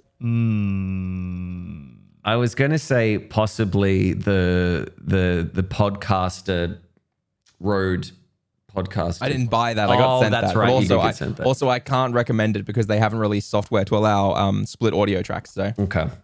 Oh, This is a tough one. this is I sent you guys photos when I got it set up, bragging about it. So I'm more than happy to just spoil it for you if you're not going to guess. Wait, you sent us photos? I sent you photos of it when I got it set up, saying, "Look how good this is comparative." Damn it. I don't. Oh my! I'll spoil it. It's all right. Go. It came up when we were talking about monitors. Okay. Monitor arms. Holy shit. That's Of course. Monitor arms changed my life. And you're like, what? Monitor arms? What do you mean? Not having the massive like stand that a normal monitor sits on that takes up like a good like huge like 45 centimeters and then like it's so low to the desk that you can't use anything over there. I instead got monitor arms that now all of my monitors sit up off the desk and they come back and clamp to the back. So I can do this. Yep. I got those. I got the 3-arm I can one. pull my Yeah. monitor forward. I can put it back. I can tilt it. I can do whatever I want. And it just floats over the top of my Stream Deck, floats over the top of my Go XLR, floats over the top of everything that I need and gave me all of my desk back. Yeah, it's like gas-mounted arms. They're so good. I've got the same thing. It's the best. Love Yeah. monitor arms, absolutely. Can I ask how much did you spend on them? Because I've used some really cheap monitor arms in the past that weren't that great. The ones that I had, I think it's definitely like a Chinese input, without a shadow of a doubt. But they're like sturdy as fudge. I got this like 4-5 years ago. It cost me about 110, 120, I think. It was on sale. I think I spent about $100 for a dual monitor arm that holds up two full 26, 28 inch 4K monitors. Okay. No issues whatsoever. Then I spent like $40 to get a single monitor arm that goes over here to hold the third one. Because I've got one right in front of me that I use for my main monitor. I've got one over here that I use for all my side stuff. So maybe like if I'm editing here, I'll have all my color graphs up over here. Yeah. But then my left one, this one is usually, I only put stuff over there for live. So I actually have a little red light on top of it that I press to turn on to say, hey, you're recording, you're live, or you have your cam on or something like that. This monitor is hot at all times, or assume it is hot at all times, right? And that way, I only got that third monitor because as a streamer, sometimes you need to pull up your browser window or your Steam or something like that. And I never wanted to have, I wanted a monitor that had never had anything on it except stuff that was okay to be shown on stream. Okay. So that's a rule of thumb I have. I will never show anything on that monitor at all. Nope, that's fair. No, I want to know That's what's fair. on that monitor. You can never be too careful. You can never be too careful because plenty of people true. have accidentally gone to the show display and then showed like a certain browser tab or a browser tab that doxed information, things like that. So Can I one of the worst experiences ever for me was I was on like Google or something. Like I went to a shopping let's just say Amazon, right? But it has those ads, on the corner, it's just saying like, blah, blah, blah, blah. And one of them was like, this is your closest store. And it showed the suburb that I was in. And I'm like, what the Like the fact that the ad was like saying, this is in X place and you're in Y place. And I'm like, how is this an ad that is legal to show on there? It was, and I was like, minus and everything. Yeah, I that's had to wipe horrible. it. It was so bad. I got sent, I went to a website similar. I went to a website and I had to fill in some details. So like I had to write in like some answers to like some Sporkle quizzes. Oh, or I know something. where It was this a is going. Sporkle. Yeah. And I clicked on one of the boxes to write something and a big drop down menu of my full name 6 times.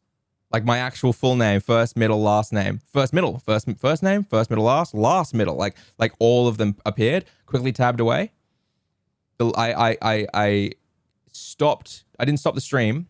What I did was I went into, without saying anything, kept the stream going, did everything normal. No one noticed anything. I went into my dashboard.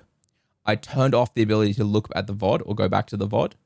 And then I just kept going as if normal. One of my oldest members messaged and said, hey, I saw that. I think you're all good though. Just want to let you know so you delete the VOD. And I was like, hey, can you go see if you can even go use the VOD? And he goes, oh, you literally can't go to the VOD. You can't do anything. I was like, yeah, I'm already on top of it. Nice. So it was impossible. I removed any clips that were there. But there are people out there who do try. Have you noticed this? There are people out there who do try and it's hard to put, but essentially they do try and clip personal information to download and use when that happens. It's fucking weird. Yeah, it is very peculiar. I feel like they feel that, oh, I know more about you, so that makes us tighter. And you're like, nope, Or they're just doing it like, for malicious means or whatever it Yeah. is. Just like, that's just why? That is just absolutely awful. Do you find it weird when people like, again, I'm known as Reapz online, obviously, but people know that my first name is Steven. I've made no kind of, basically a way of saying that that's okay. But when people do say, hey, Steven, or hey, Steve, like in your stream, it's really weird. It's kind of like, I do it like a second double take and I'm like, just call me Reapz online. It just feels weird. Yeah. So my name hasn't actually like officially gone out. I've obviously had a malicious doxer try and like post it and stuff I like that. remember that. Yeah. Yeah, and so I've had a few people do stuff like that. You know what? This is another question that I'll answer in a second. But I find there are some people who, not just in like using your name or trying to like say something like that, there are some people who, just the way they talk, they're clearly trying to like become friends. Like it's very obvious they're trying to be mates, and it's like that's fair, I get it, but it's a little unsettling. I find that some people do come in and they want to have that personal like one-to-one, like, hey, I know your name, or like, hey, how was your weekend with your wife specifically? Did you go to the Poconos? You know what I mean? Like, and it just feels a bit. It's fine to do that, but I just feel like I've never wanted that as a person. No. Like I don't know. I've never been the kind of person who's like, man, I really enjoy watching Reapz. I'm going to come into his stream and be like, hey, Reapz, yeah, you getting KFC for dinner? I'll get it too. You wanna You want to go Halsey's? Yeah. What if we both eat a piece of chicken at the same time, and at the end we kiss over the bone? Like Lady and the Tramp. Cute. Yeah. No, I don't know. I don't know. I just wanted to mention that it feels odd. Maybe. I don't think you're alone in feeling that at all, because especially when it's a viewer that you've never had that level of experience or never progressed to talking, on Discord or like, outside the stream. Like it's a very weird thing to all of a sudden them to start doing or start dropping on you. And I think and a lot of people would be in that situation. Yeah. It just feels weird. I don't know why, but I took us off course there. Let's get back to the actual crux of it all. My bad. So there's something that I regret buying that I bought purely because I thought I would use it, and because I was in this sort of phase of like I was watching a lot of these camera YouTubers who obviously use all sorts of gear, they review all sorts of gear, and sort of fell for that trap. And I bought a camera gimbal. I have not used a camera gimbal since I bought it. Why would you buy? You don't even do video production like that. I know, and I fully admit that. He's walking out. He's getting out of here. He's not even looking. Oh God. He's walking off. It's fine. Yeah. Hands in the air. He's in disbelief. He's on the floor. He's on the ground. He's on the floor. He's bringing back the gimbal. Except I did use mine. This is a Zhiyun Weeble S. Oh, I have the same which one. is an amazing gimbal. You bought this is like $800. Why would you buy that? This was a while ago. I was like, this is cool. I wanted to do some video stuff, and then I never ended up using it. I fully admit that. Well, I bought this and shot an entire I shot a bunch of stuff on it, but one of my favorite things was I bought this, and then the very first gig that I had to use it with. One of the reasons that this is such a cool thing to use is, so if anyone doesn't know what it is, I can kind of unlock it. I just didn't want to bother. So the way it works is essentially you have this thing, right? And the camera will sit on, let me pull it up. Oh, come on. The camera will sit on this, right? Right here. Okay. And the idea is that the 3-axis will hold the camera steady. So if you're doing that, it'll kind of like know what to do and like hold it so you get a really steady image. Yeah. Now, when I first got this, I was so excited because I've been running handheld as a documentary filmmaker for years. But I got this, and it comes with a little knob here, and it plugs in, and Sony cameras and a few others you could put on it, plug into this, and this would control your focus. Oh, damn. You control your focus, you can control zoom, you can control all sorts of stuff on it, right? You can even like have these buttons on the back here, right here, that you could use to control the actual camera and where it's shooting and aiming. So I bought this, and one of the first things I did with it was shoot an entire 40-part ad campaign for a bunch of CrossFit. So essentially, these people were doing a CrossFit gym, and they were like, yeah, we want to run ads about our CrossFit gym. And I was like, okay, we can run ads about your CrossFit gym. That's fine. And so I was like, I went there, had this, and thought, we're doing 2 interviews a day, and then I need to show them doing it. And I realized I need to be moving with them. So the very first time I used this, got a little set up, and she's like, all right, we're going to start with our warm-up lap. Everyone go. And there I am in clothes much like this, full jeans, work boots, everything like that, not ready to run. And I go, oh.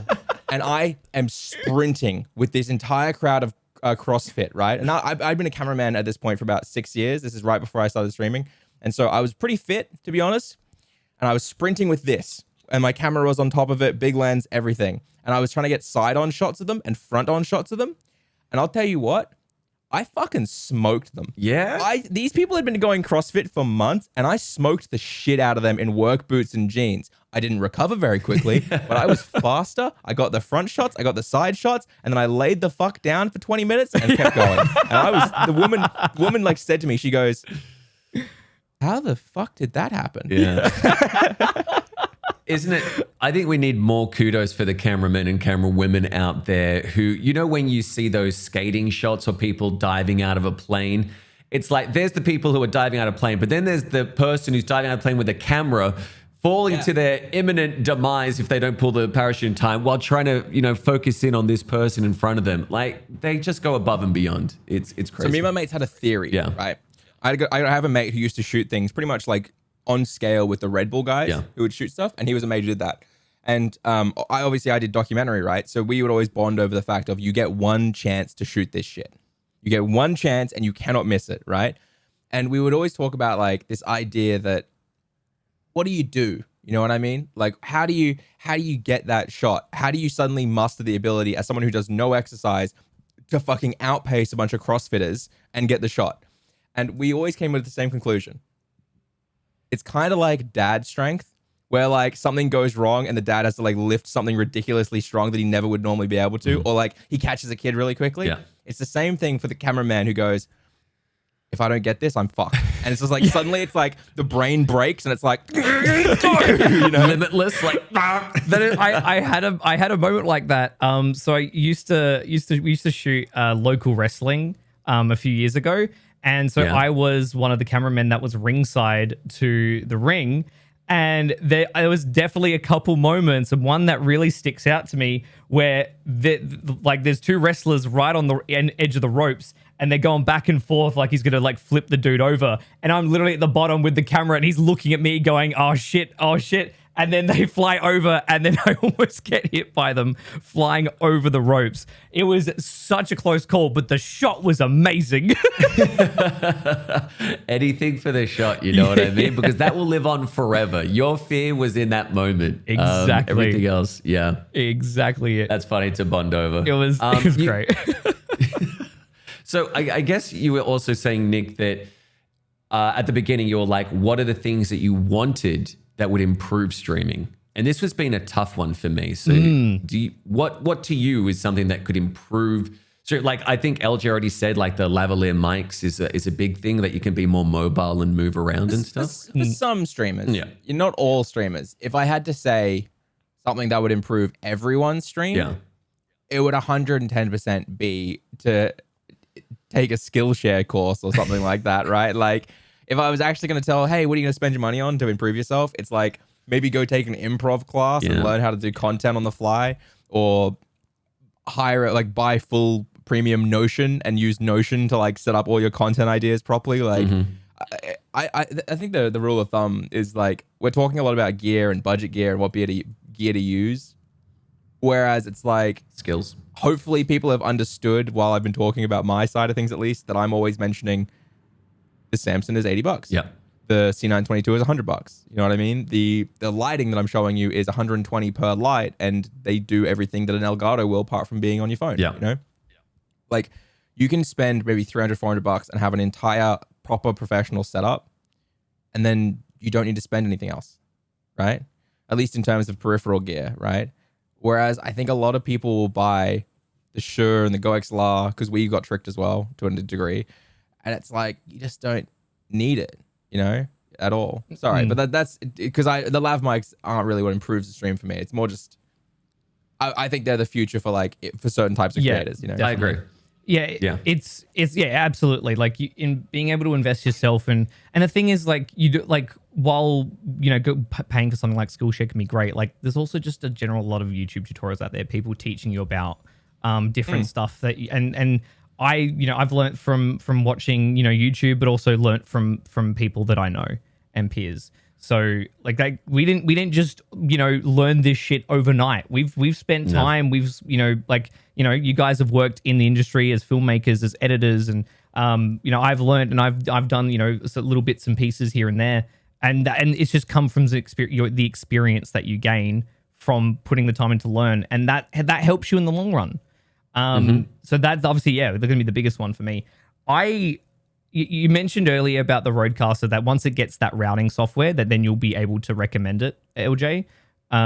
Well, under a certain degree. Yeah. I can't recommend it to like any beginners, or I wouldn't even recommend it to you guys. Like there's a very specific use case with the Rodecaster Pro 2, and that is like everyone buys a Go XLR, right?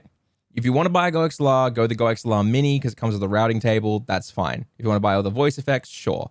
But I wish, again, this goes back to the influencers who pushed the Go XLR. I wish one of the influencers at any point when pushing the Go XLR had said these words, looked right down the barrel of the lens and said, hey, if you're ever going to want to have a 2 microphone setup in your stream room so you can have someone on as a guest on a podcast that uses XLR, please don't spend $800 on the Go XLR. It only does 1 and it will never be easy to do 2. Like I wish, right? Because if they'd said that, I would have gone, oh, I actually really want that. I'll look into another option. Yep.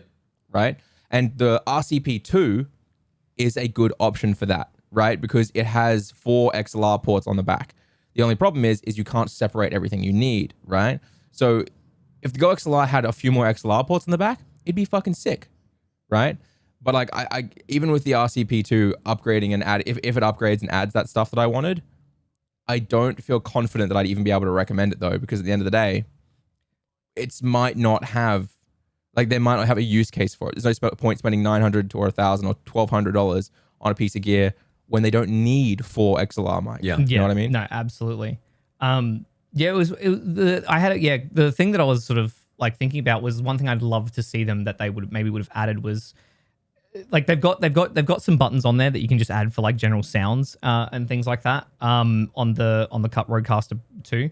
But I would have loved if they maybe even took it a step further and added some extra like maybe some buttons or sliders that like could directly work with things like OBS. Things that you could kind of like how like a MIDI device, you can use it with so many different things, or with a Stream Deck you can use it with different software.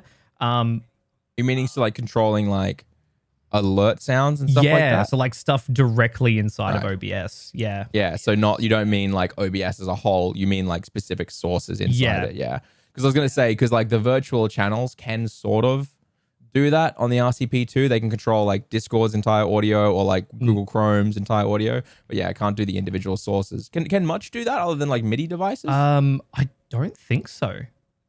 The Go XLR doesn't have anything like that. No. Like, I wish there was a thing where it could, because you know how you have to kind of manually put up the mixes up and down to like get the different volumes and stuff? Like sometimes I want to cut to a scene with my Stream Deck and have this mixer go all the way down and this mixer go all the way up. So you've got to manually do that.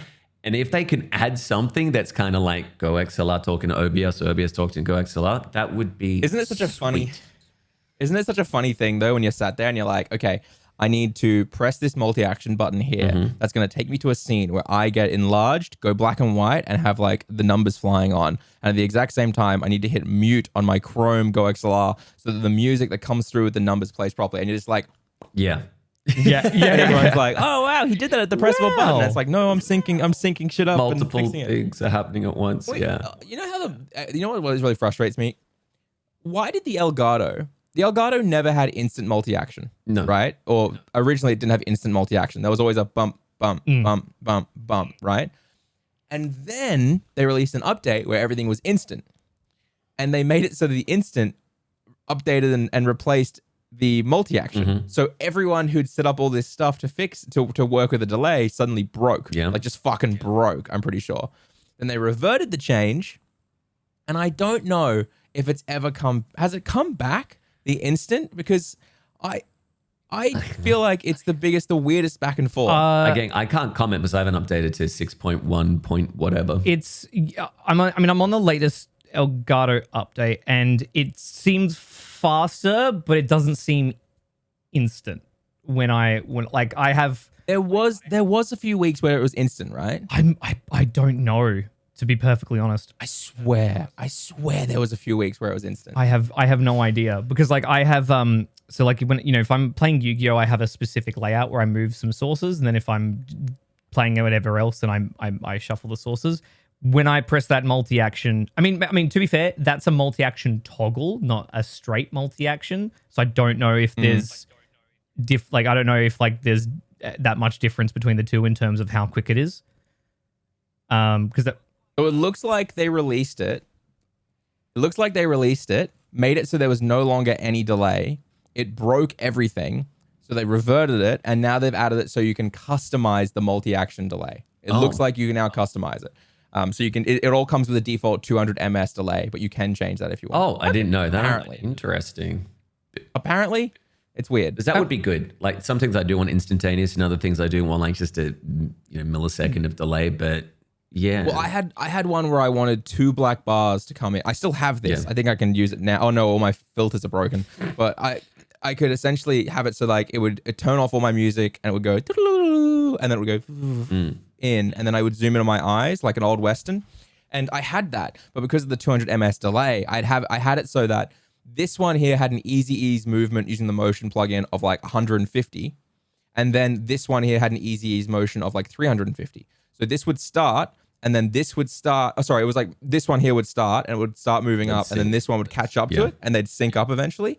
And then I had the zoom, my zoom would also have to be really quick. So it'd be like, and it would all sync up in the end. But it was such a fucking pain to do. That sounds a pain. And I was so excited when they brought in the instant, and they just cut it again. Oh god.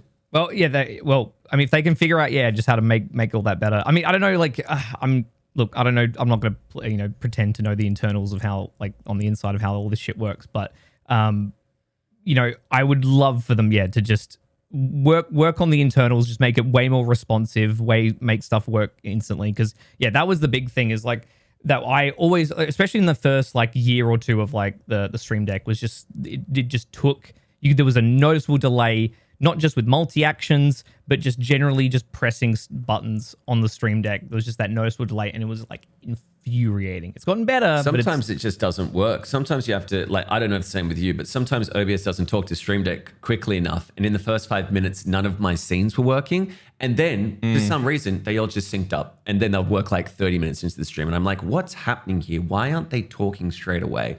And that's the most frustrating thing for me, because it is, reliant, obviously, when you do a green screen background, you want it to be like, cut to this scene, this scene, this scene. And sometimes there's times in OBS where I hit a button that's like, zoom in on this face, right? And it cut to an old scene that I did like 3 years ago, literally on the number pad. And I'm like, what is happening, OBS? What is going on here? How recent was that issue happening? Literally a few weeks ago. I literally press 5, which is usually like a close up of, my face in the studio, whatever it is. And it cut to my old opening intro because it's still in my OBS. But I'm like, how is this? What's happening here? It was so weird. It sounds like you're having the similar issue that I am, where once you open OBS, you have to hard close, like go open Task Manager, close the Stream Deck software, and then like reopen it for it to properly sync up again. It sounds like you're having the same issue as I am. But I was told by Elgato support that the next public update will be fixing this bug and a bunch of other bugs. So we'll see if that actually ends up happening. Did they tell you if they're going to update the massive bug where the LP arms won't stop sagging? They declined to comment. Anyone who's a regular listener or regular video watcher of this podcast or of my stream will know that I currently use an Elgato LP, and I'm not going to lift it up into scene, because if I break it from where it is now, it'll start sagging all the way down to my desk. It is the most painful thing ever, like legitimately ever. But I like the idea of not having a mic actually, like a mic arm in shot. Like I like having it just here. But here's the thing. Talking about the Rode PSA 1 Plus for a second, I realized this can technically be an LP arm, but I don't have enough space on my desk because it goes, this is how far it is when it goes into LP. Yeah. So It'll be like I right at your can't- chest and you have to go back. Yeah.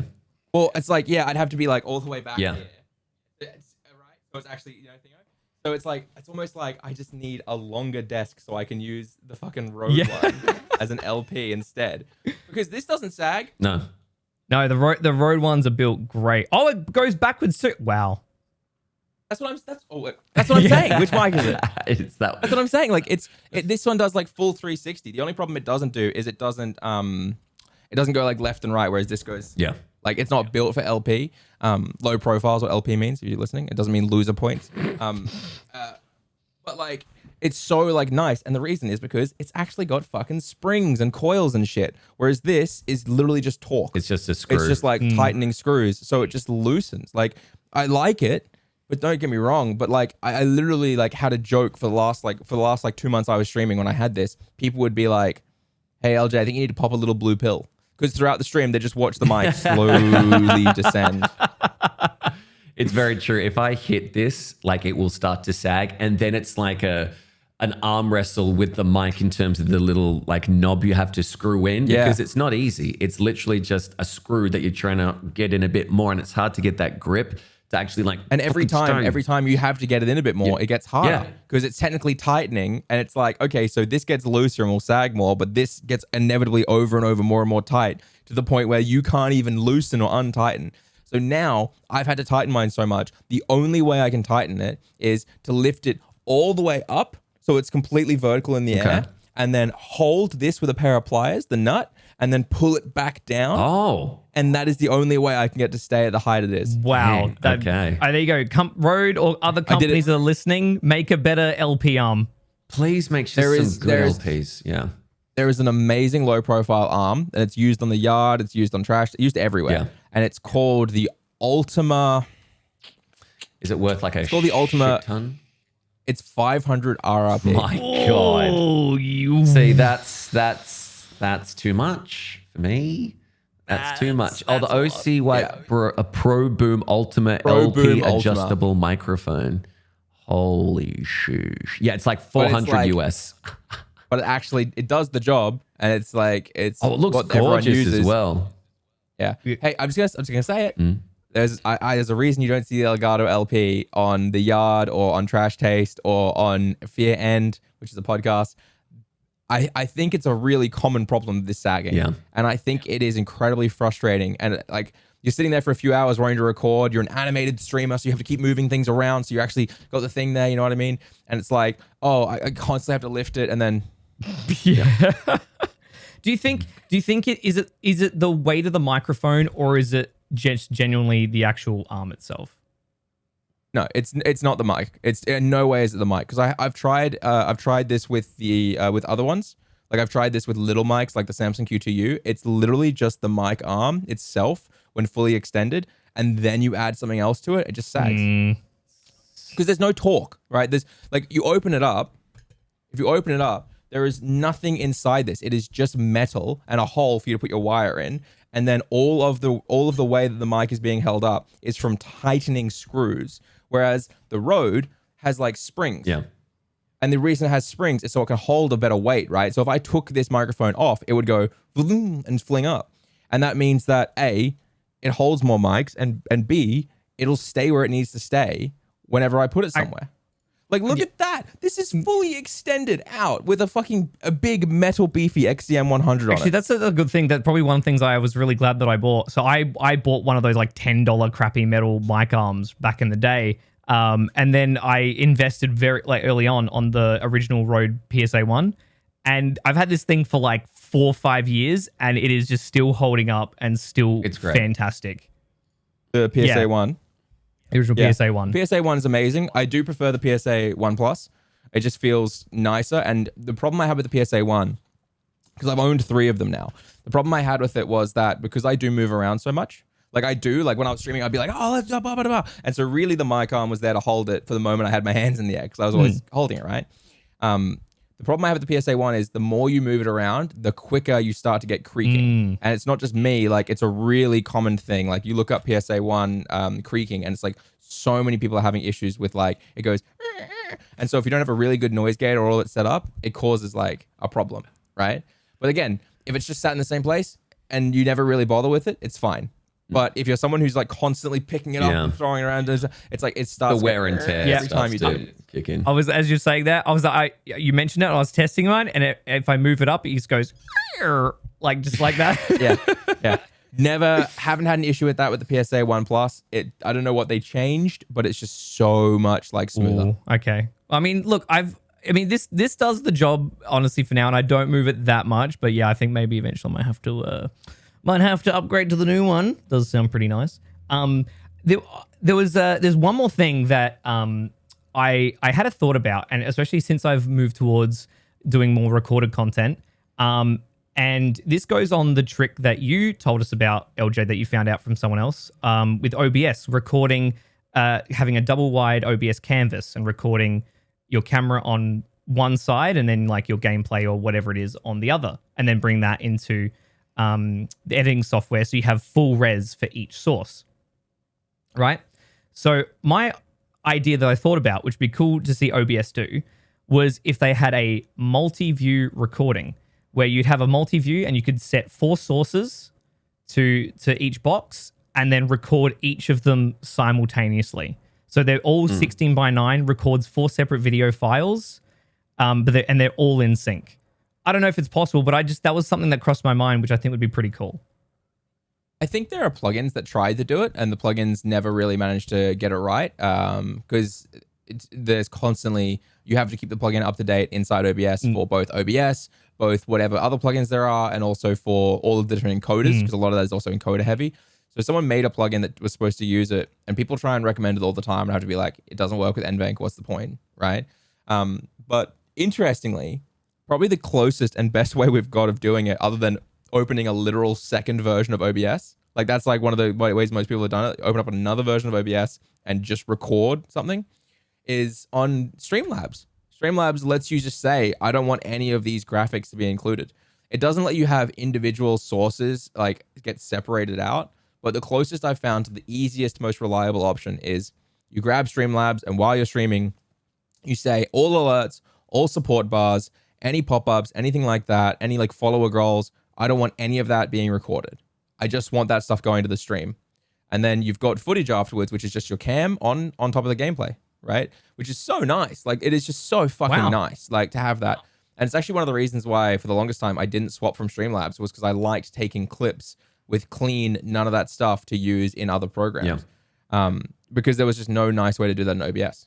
When I moved officially fully over to OBS, I just removed 90% of what I was using. Wow. Sure. I didn't realize that they had that feature, but yeah, I would really love to see, OBS sort of input some more of that, like, sort of recording features and sort of functionality. I think that'd be really sick. Because I was using that recording trick the other day, and then that just kind of what made me think about it was, man, I wish we didn't have to do this canvas trick, and instead we could just say, I want to record these individual sources or these specific scenes, and then have them as like and have maybe you pick up to 4, and then you have them as four separate video files.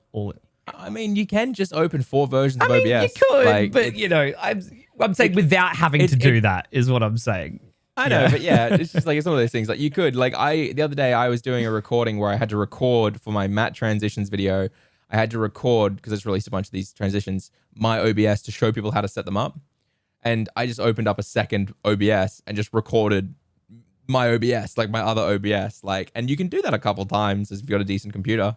But I don't know. It would be cool to have it built in, but if you're looking to do the cheap option, there are ways you can do it. I love those matte transitions, by the way. They look really clean. They're very nice. Thank you. I had a lot of lovely comments, such as, why did you put so much effort into the weeb shit?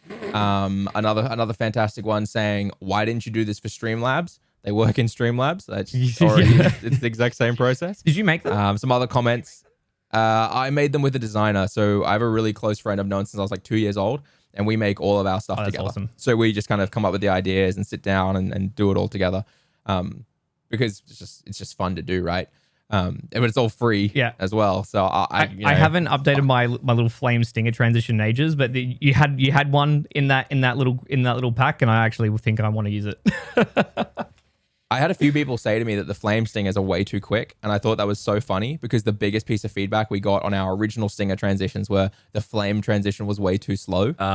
So, and I just love how you will never ever in your entire life as a content creator ever have people give the same feedback all the time. Like, and also, no one wants like a fucking like a 15 to 20 second long stinger transition. That is a pain. You want it to be like that. Like, Facts. I find it so frustrating when people press a button and I watch this like fucking 30-second long, practically an ad or like a play to switch scenes. It's like, dude, just click, like just hard cut. Yeah. Just hard cut even. You don't need it. Just hard cut. Like legitimately for the last year when I was live, I never had my stingers set up for anything other than going to be right back or starting soon. Otherwise, I just hard cut between scenes. Why? Because it made it so much faster to keep people engaged in the content. Yeah. Oh, you want to show me on full face cam? I don't want to have to do a stinger to get there. Hard cut. Well, fuck you too. Hard cut back to game. You know what I mean?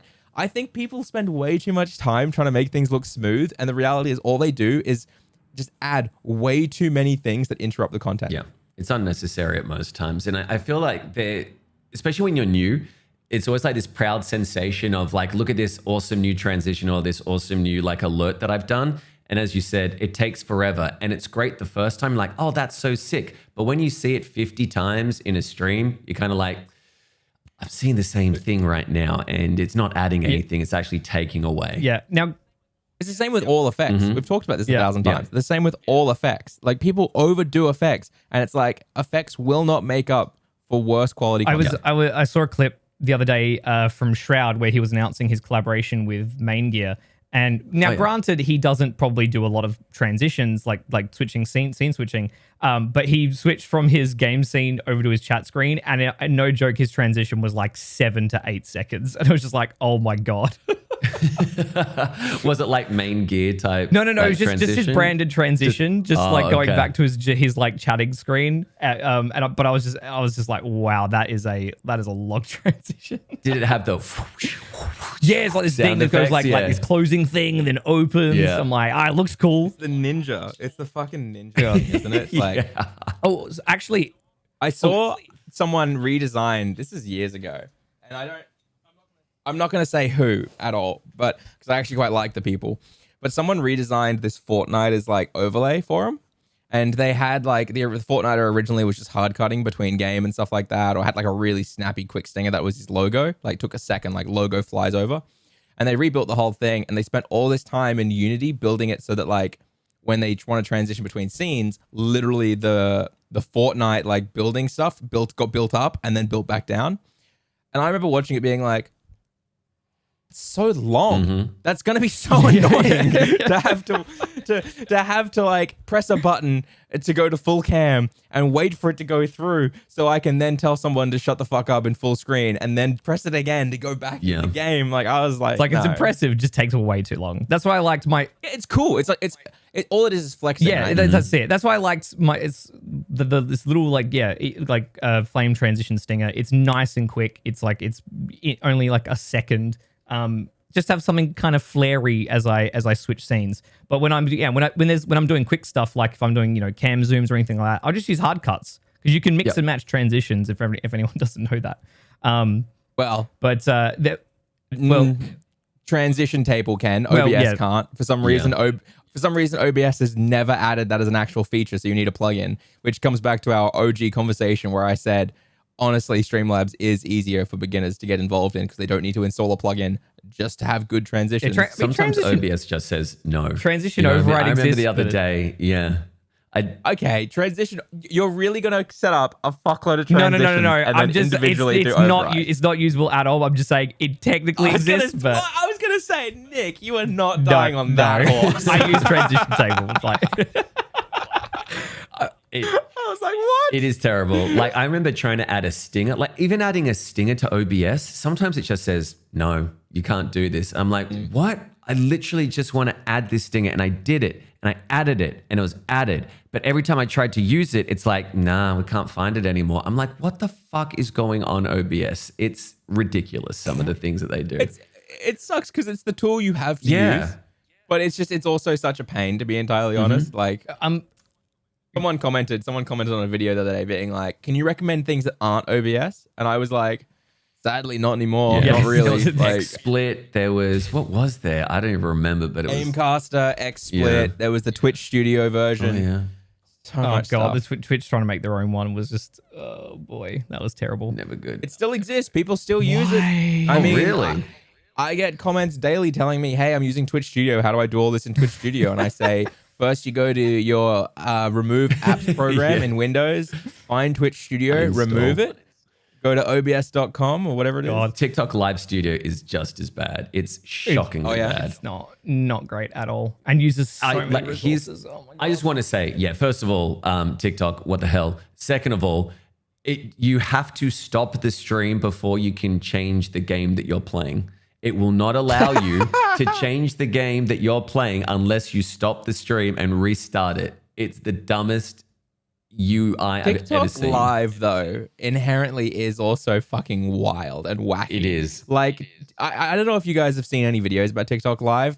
My favorite one that I think everyone should watch is the Ted Navision video where he watches a bunch of, like, he goes into the world of TikTok Live because he was trying to make a viral sound for TikTok.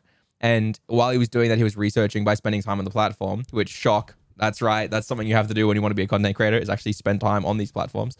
And he was spending all this time then. He started getting recommended like live streams. And he was just so baffled by the people who go live on TikTok like all the time and how they do it and like the shit they get up to.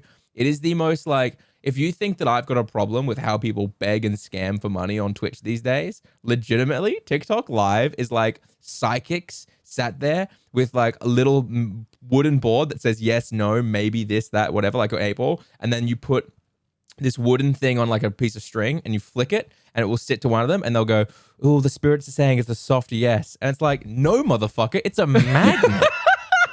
But people will donate like hundreds of dollars so that they can have their spirits read first by Magnet Woman. Oh my Can we god. remember the amazing trend of I'm going to count to 100,000 and I'm at 99,872 and then somebody, can give whatever fucking gift to make them go back down numbers. Like, no, I was so close to, it drives me up the wall. It's They get to 99,998 and they're like 10, Yeah.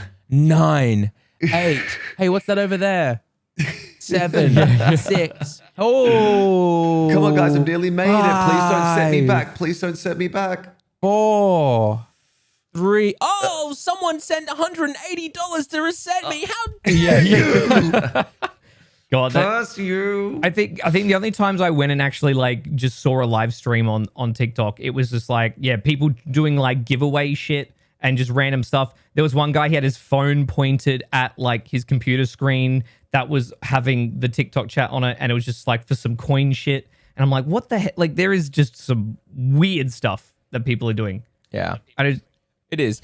I can't really throw stones though, because I did the Getting Over It stream where people could reset me. But I think the difference is that these guys, right? They will just end the stream whenever, because it's not like I have to do this until whenever. No, they literally just do it for a few hours, make all the money, then quit, right? But I want to say the reason why I feel like it's a little bit different is that when I did the Getting Over It stream, I was there for 13 hours and I refused to stop. And finally, the only reason I gave it 13 hours was because I turned off so people couldn't do it for the last hour. And I was still failing. Yeah. And I was like, all right, guys, it ain't happening today. We'll be back next time. Yeah. I came back the next time. I let them do it for the first hour. I said, you can do it for the first hour. They reset me for the first hour. Then I started again. And when they weren't resetting me, I beat it in 55 minutes and I called it a day. That was it. And I was like, look, I know I did the same thing. You can reset me and stuff. But I also desperately wanted to beat that fucking game. And I when they did reset me, I was legitimately angry. It's like the whole job At one kick point, thing, I'd gotten as far as I'd ever gotten. And I was there and I was like 5 minutes away from when they couldn't reset me anymore. And I was like, perfect. No one's going to do it. Everyone wants to see the end now. So we're fine. We can actually beat the game and get the content. And someone reset me. I think it was Catherine, who's a lovely woman, like a lovely, kind person. She's so nice. You guys met her at PAX. Yeah. And she reset me. And I said, Catherine, you bitch. Oh my gosh. It's always the We're so nicest cut now. ones that can do the most damage. Holy crap. Yeah, Good job, that's Catherine. brutal, man. Good job. Yeah, good job. That's amazing. Either way, I think it's. But there's the guys who do the same thing with sleeping as well. They'll go to sleep on TikTok Live and like pretend like they don't want people to play loud music at them. It's like, wow, it's like you know what you're doing. I had a friend of mine. He did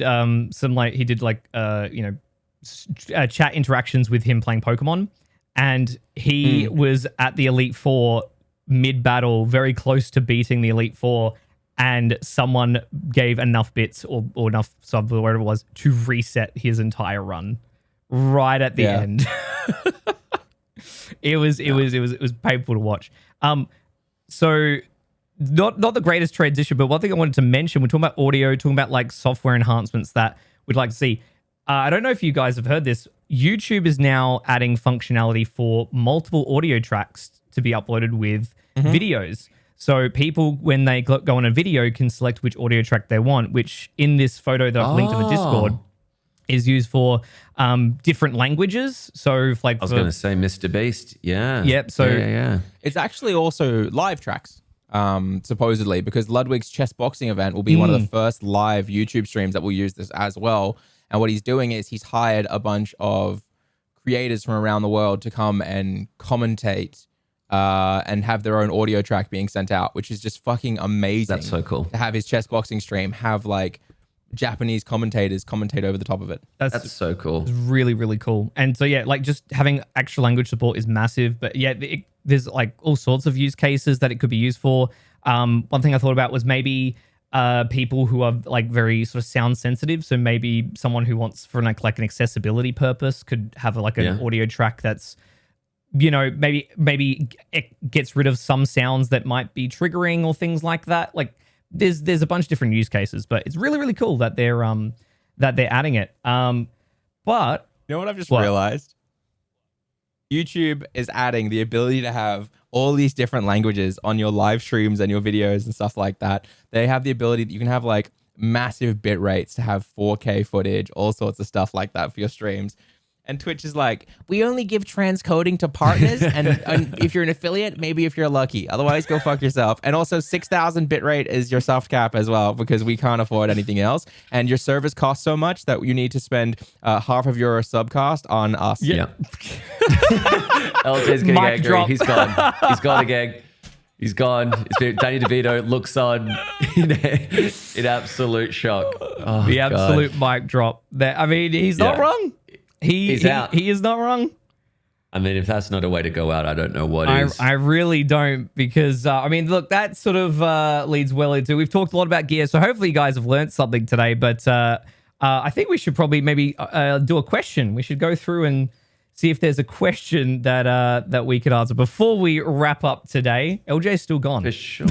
Yeah. So I think it's just going to be us two for the rest of the podcast. We apologize for all Eljay lovers out there. He has just left us with Danny DeVito and lovely, I should say Danny DeVito pillow as well, which I just noticed, which is great. Oh, he's back. He's back. Don't even worry about it.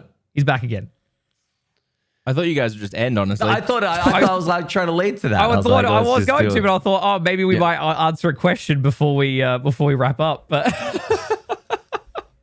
I don't know if we have time. We're pretty late. Yeah, it is true. Instead, how about this? Let me give a little announcement to wrap up on. In no way, in any shape, way, or form, do you have to do anything at all. Please don't, in fact. But we do have memberships on the YouTube channel officially as of this morning. Ooh, there we go. Well, as of like 5 days ago to when you're hearing this. So we have 3 tiers. The way it works is we have 3 tiers. One is called the Appreciators, which is I think it's $1 USD. So $1 USD a month, and it's just generally a bit of appreciation, and we really, appreciate it. The next is called the Roomies, which is a classic Twitch amount. So it's, I think, $5 USD. But for you guys, they only take a 30% cut. And for that one, you get pretty much everything. You also get like loyalty badges, everything like that. But we will also give you priority questions. So if you ask questions, it'll appear at the top, and we'll be able to answer that.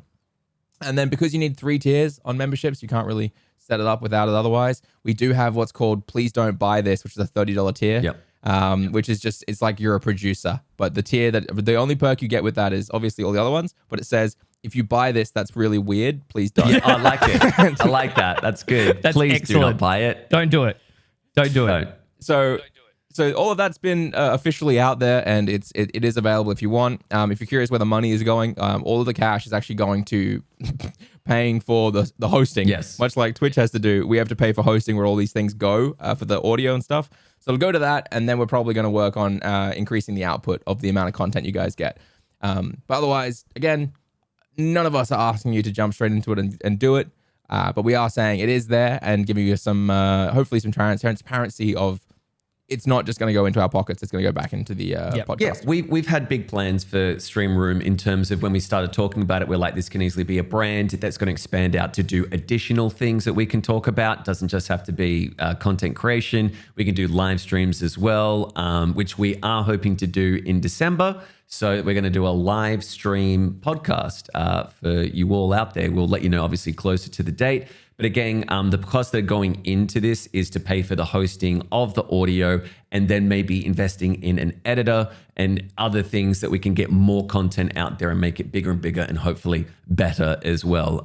Knock on wood. But thank you for getting us to the 1,000 sub mark. And if you want to tell your friends, that would be so good. Oh, man, I'd love that. I would appreciate people telling their streamer friends. Yes. Or people they think would be interested more than people being members. Yes. There we go. Absolutely. Spread the word. And of course, we do have that live stream as promised for hitting 1,000 subscribers that we will be doing. So don't worry, that is in the works. But otherwise, we're dropping frames. Boys, thank you so much for today. Everyone who's watching, thank you so much. Thank you to the listeners. And of course, if you got any extra comments, drop them down below. And if you picked up something from the Black Friday sales or the Cyber Monday sales, let us know as well. We appreciate it. Yeah. Otherwise, we'll see you guys next week. Bye, everybody. Bye.